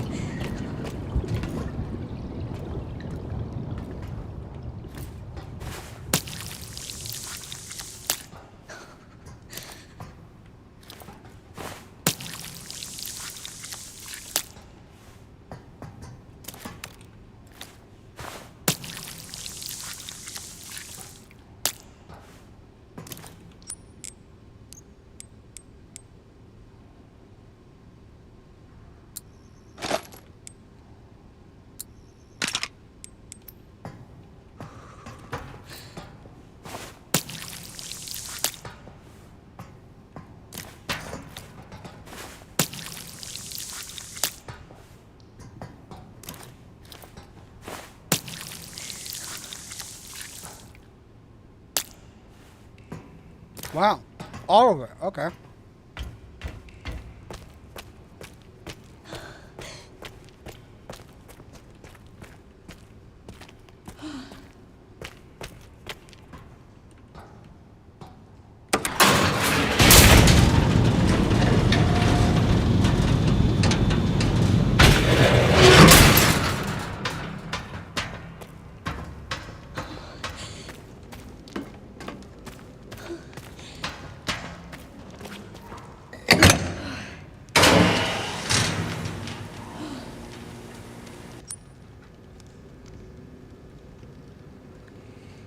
Okay. Boom, boom, boom. I gotta go back there, get that one, and then get that one, and then make it in the dark all the way there. Should I save first? I feel like I just saved. No, I think I'm okay.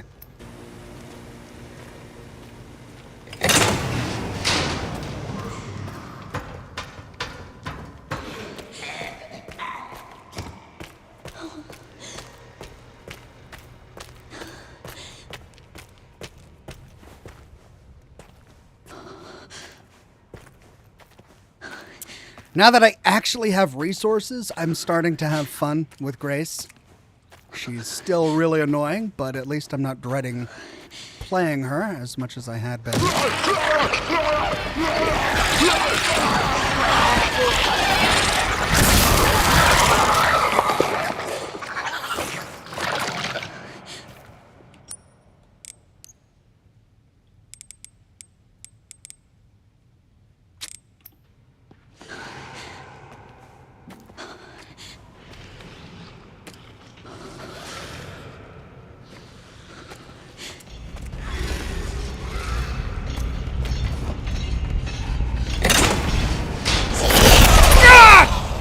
Freaking!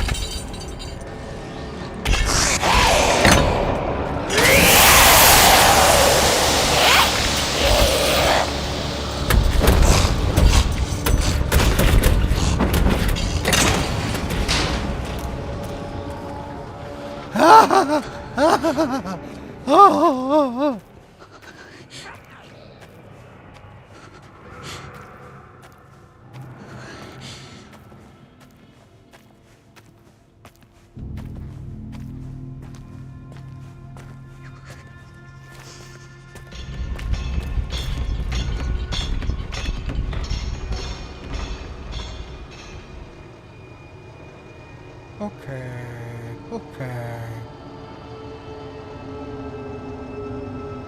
It's the final step. I've got 2 in the pocket. I've got 1 right there. I grab that one, race down this hallway, plunk all 3 into there, opening all the cages, gotta fight the guys that come out. The lights will be on. Don't have to worry about the lady. I think I can kill the guys, save the girl. Then... I don't know. I'll figure it out. Ah!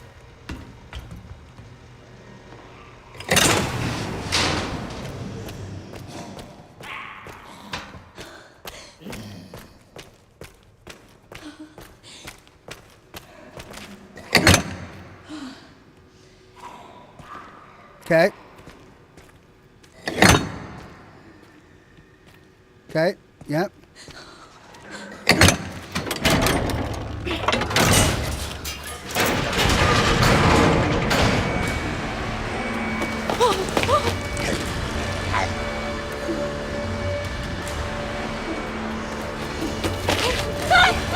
It's me! It's me! It's Grace! It's Grace! Calm down. Grace? Yeah. We gotta get out of here.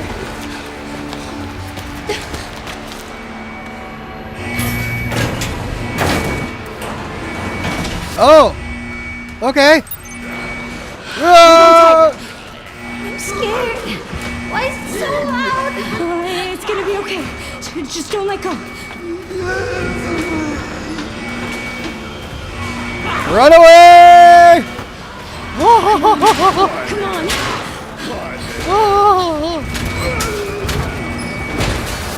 Hurry up! It's just putting you down. Why won't they close?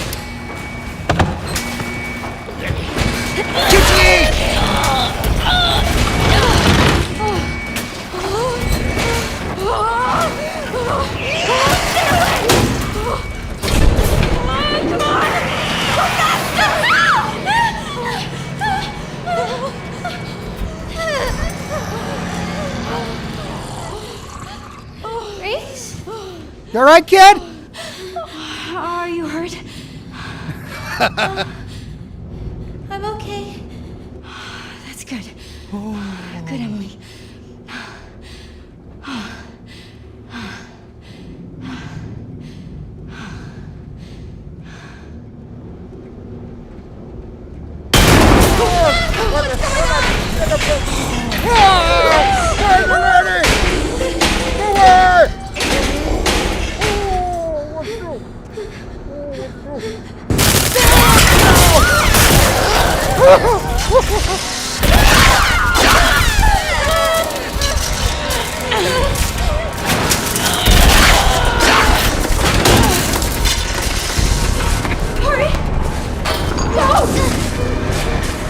Go, go, go!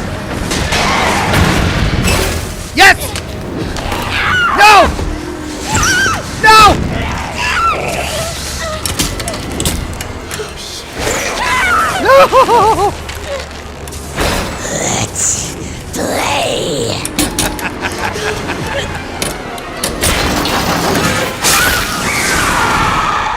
Oh, what? Did she just lose a foot? No! Oh, thank God!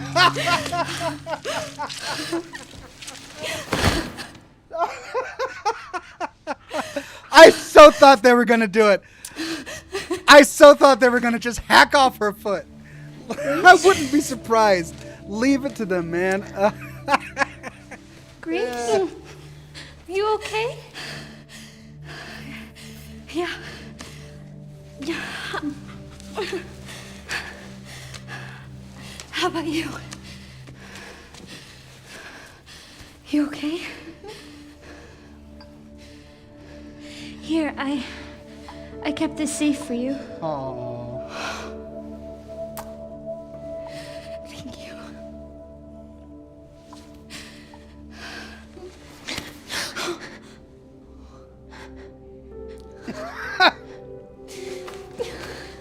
She's like, what do I do? I've never been around kids in my life. Do I push or do I hug?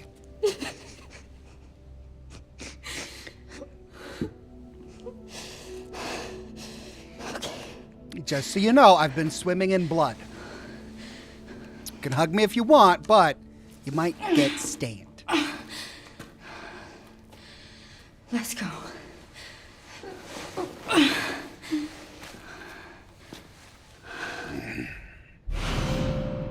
Star quartz. All right.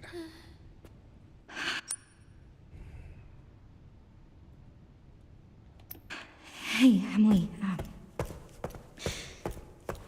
Do you maybe want to leave with me? It's not safe here. Okay. Good. That's good.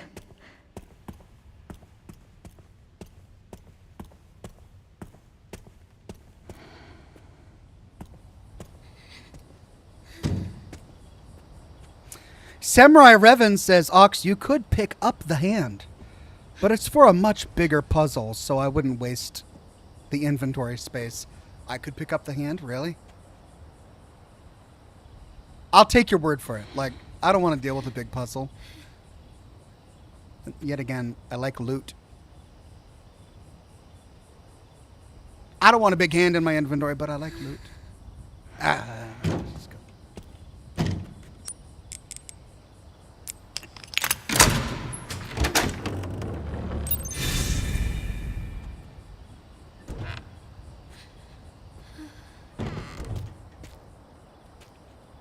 We're free! Finally. Freedom!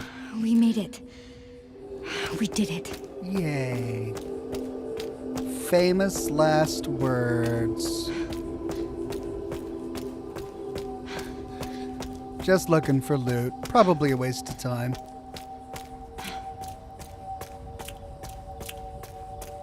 Helicopter. Emily? Are you alright? Emily? We just bonded, and now she's gonna turn into a monster. Well, let's just... we need to keep moving, okay? Emily? Okay. Escape the courtyard. Oh my god. I got a ride. Hey! Stay right there! Hey, it's okay. We're not infected. So you're normal? I think so. I wouldn't say that. Thank fuck. Those things still running around? Who are you? You don't need to worry about me. I'm tired. I know. That your kid? What? This? Old war wound.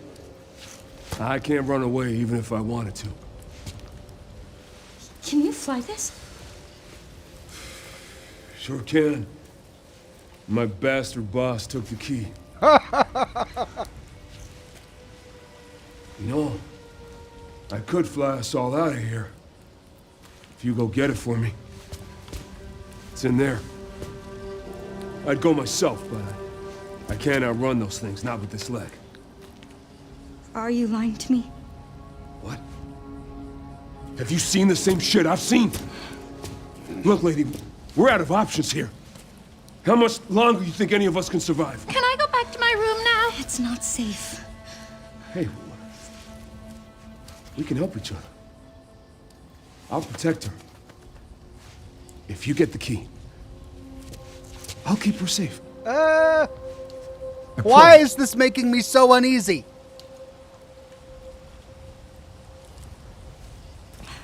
It's a deal. Come on. I got you.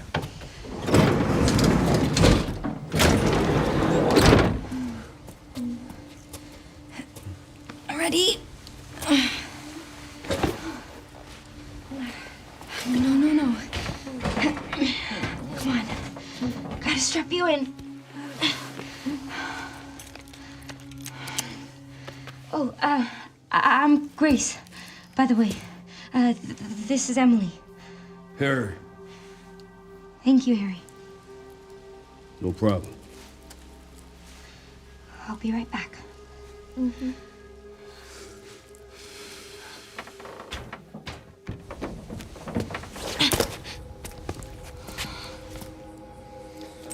Right, I'll find the helicopter key.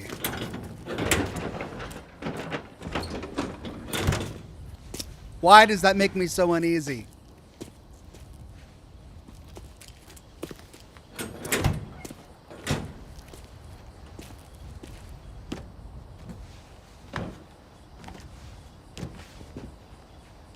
Oh, kid, please be safe. Right. So just a magic helicopter just sitting right outside, and his boss is in this little house. We gotta find the key. I need to find a save point. Visitor record. Date September 14th, 2026. Time in 5:10 p.m. Time out 6:35 p.m. Name Z. Purpose. Project review with Victor Gideon. Notes. Patient status. Preliminary research findings.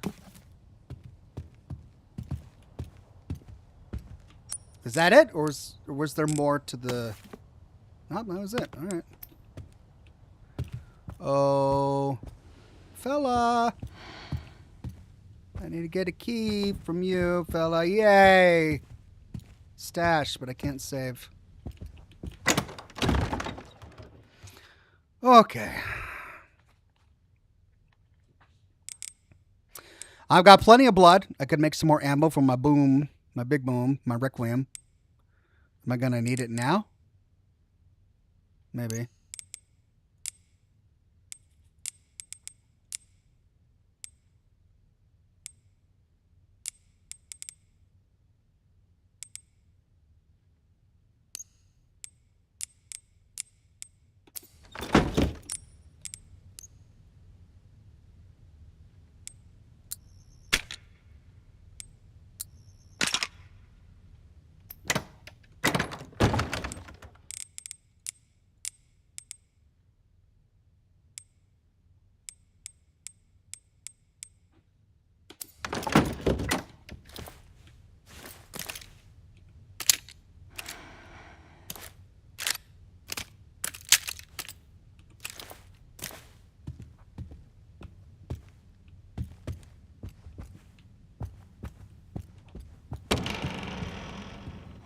Please, just let it be in here. Ooh, cigars.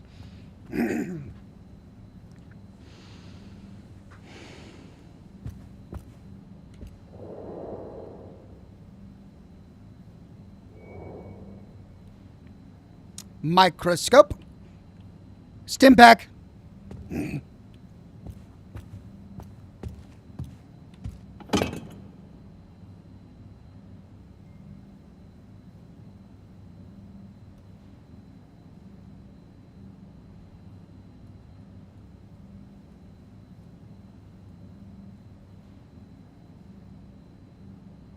Look at it at just the right angle.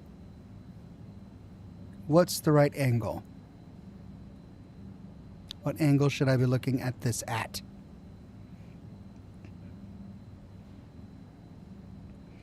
What a great little mini game.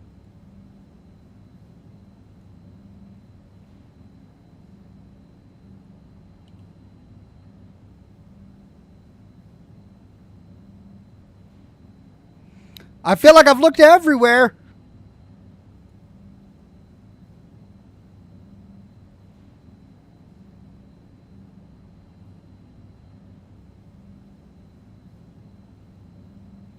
Okay, I'm done. That was weird.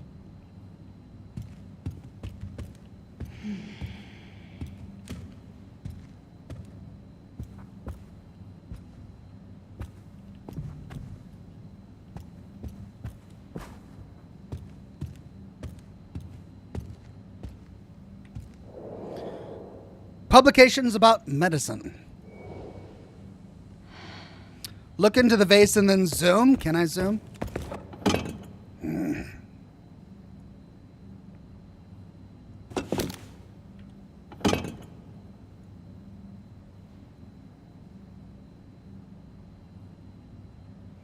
And maybe I needed to zoom.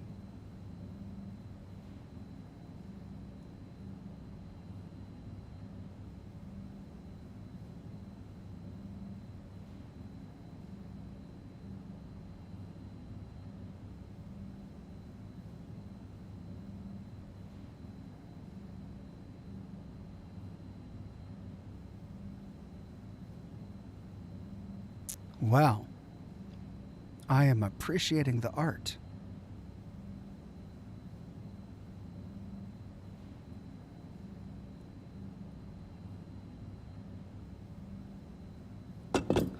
Okay. Not sure.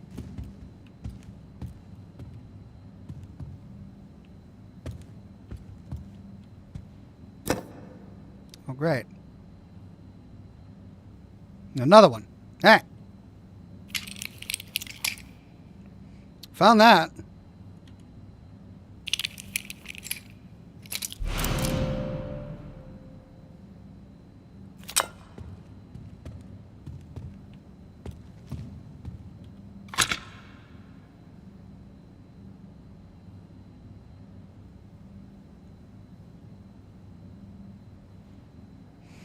Okay, so I guess in a room where they have a puzzle with something that you look at, they'll give you a few decoys to look at as well.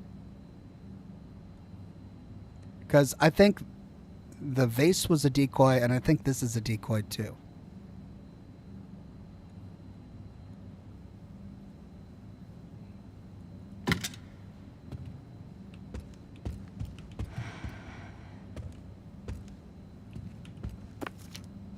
Note regarding research results. Your presentation was quite impressive. While we are pleased to hear that the experiment has progressed to phase 4, it is far from the results we expect. It has been more than 20 years since the establishment of this care center. We require clear results. As an added precaution, we have requested the blockade be extended to 2040. It is imperative we obtain ELPIS before that deadline.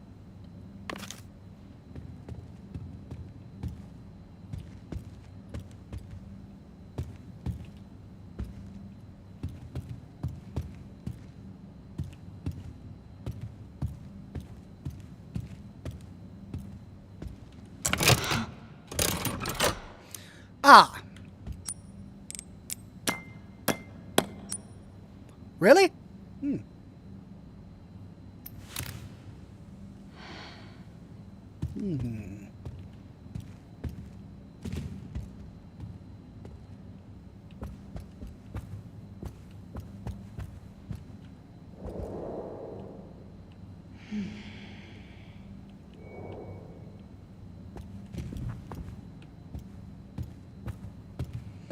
Can't use that there, huh? All right.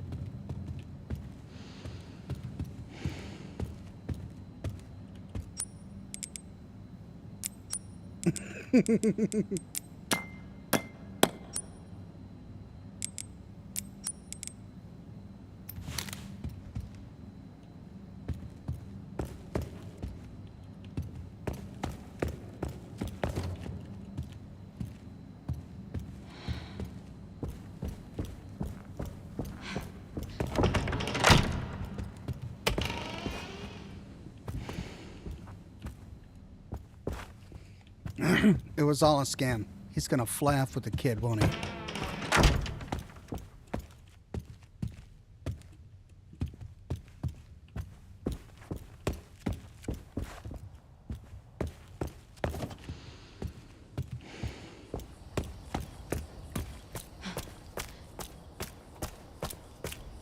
Nope, he's still there. Okay. What am I missing?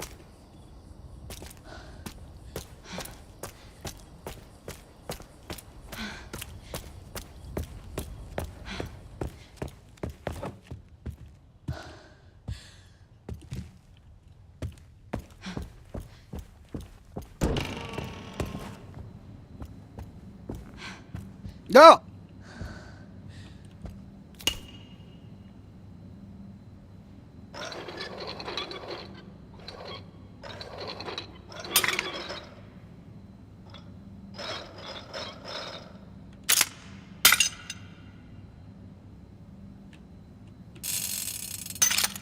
Ah, okay, there we go. Found it.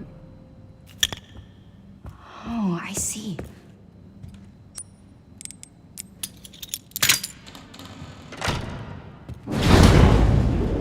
What?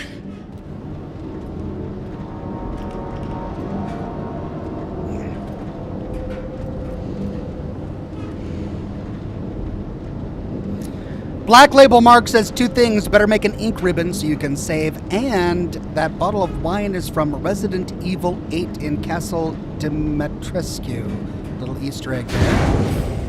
Oh, thank you. Yeah. I didn't make a ribbon to save. Crap.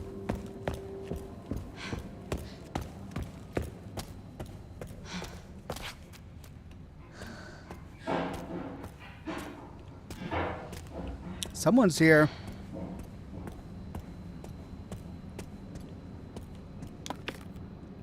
Spencer's research too. Memory transfer, Oswell E. Spencer. Humanity suffers when the drive and experience of our most exceptional leaders is lost. The ultimate way to preserve such greatness is to transfer those memories to a new vessel. Just as fruit flies have the potential to pass on certain memories to their offspring through their genes, so too can the memories of a human donor be passed on to a recipient. The question we now face is how to harness this incredible potential. The answer lies in the medium of memory, blood. Cells within the blood contain multitudes of information, including factors tied to memory. Thus, since the T-virus grants us control over factors within the blood, it can be hypothesized that harnessing those same elements will allow us to transfer memories from superior individuals. However, for such a procedure to succeed, the host must be able to withstand the toxicity of the mutated T-virus strain while preserving their own intelligence. Sourcing viable subjects will be the key to future research and testing. Ah, shoot. Ah, yeah.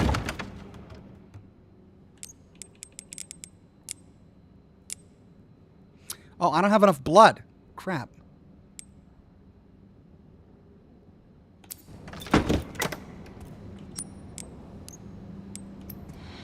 Crap. I bet they buried one around here, though. There's got to be one hiding.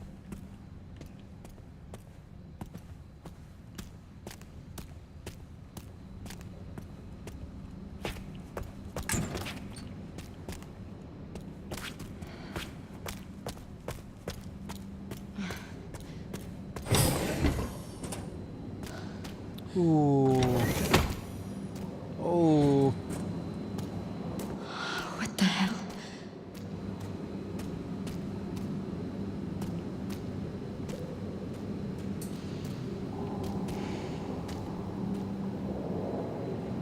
Disposal tank for emergency use only.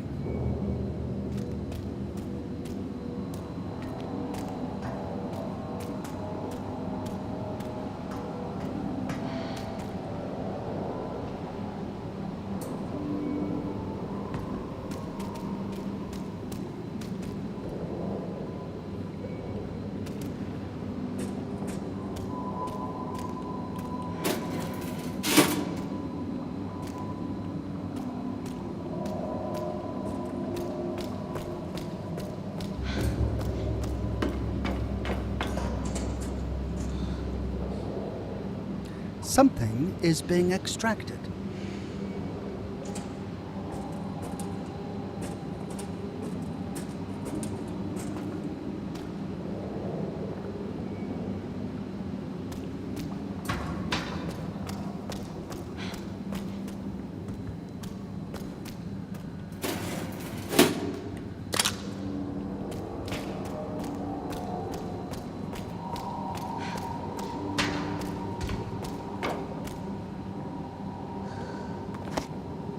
Subject 170 record extracted a 2.3 millimeter sample from the 524.3 liters of blood collected from 115 infected, administered to Mary, henceforth registered as Subject 170.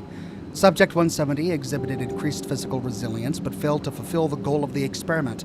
The subject showed signs of mental instability before escaping, confirmed for immediate disposal. Could that be the name of emergency evacuation routes? It's too heavy to open. Come on, get me a ribbon. Or some blood. I just left a room of blood and I couldn't extract any of it.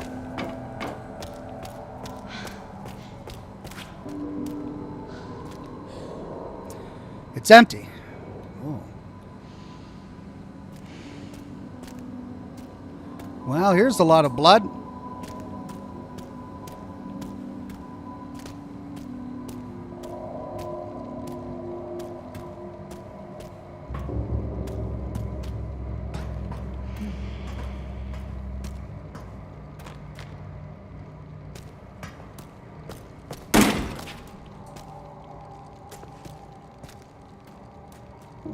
Ah! Grace Ashcroft Blood Analysis Report. Here are the results of the comprehensive blood analysis you requested. The genetic information matches the specified data perfectly. STR analysis match. SNP analysis match. HLA type mtDNA haplogroup. SLC24A5, CYP2D6, ABCC11, TASRR38, and C equals 4.2 LY match. But she's got nothing to say, seeing her name on there?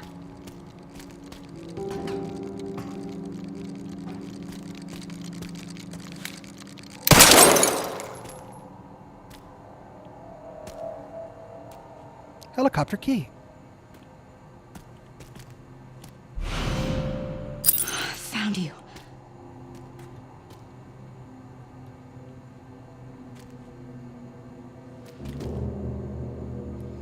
Security system, door locks activated. Press authorized to deactivate.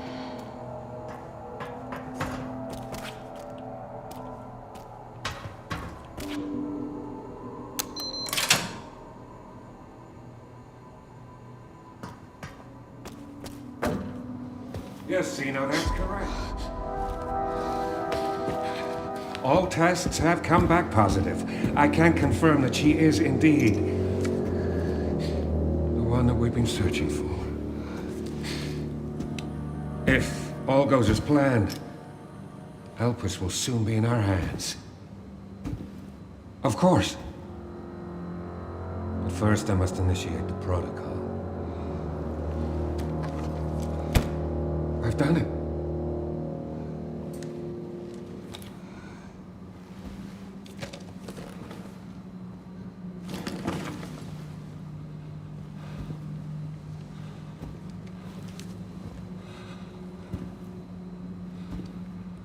I've done it.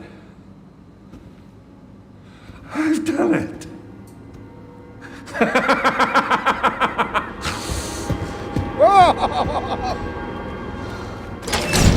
That was creepy as hell.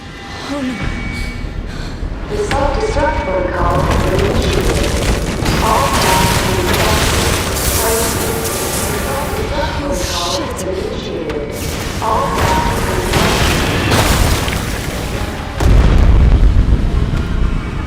The self-destruct protocol has been initiated. All tasks will be initiated.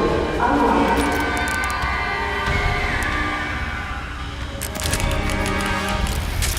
We disposed I hate to do this. I hate to do this, but I got to end it now. I'm completely out of time. I had a wonderful, wonderful broadcast. It got so much better. You guys are right. I'm glad I stuck with it. I had a great time with Leon. That was way too short. His gameplay was a lot of fun, but it was way too short. But then Grace picked up a bit. I was having a lot of fun with Grace now that I actually have the resources to play her correctly. So looking forward to next week. More Scotch and Smoke Rings next week, Thursday, same amongst time, same amongst channel, whenever I get the kids to bed on Thursday. And hope you enjoyed my lore video that I published yesterday. Working on more lore videos, should have plenty coming out soon. But until then, have a wonderful night, everybody. And I'll see you soon with more lore videos and more live streams. Bye-bye now.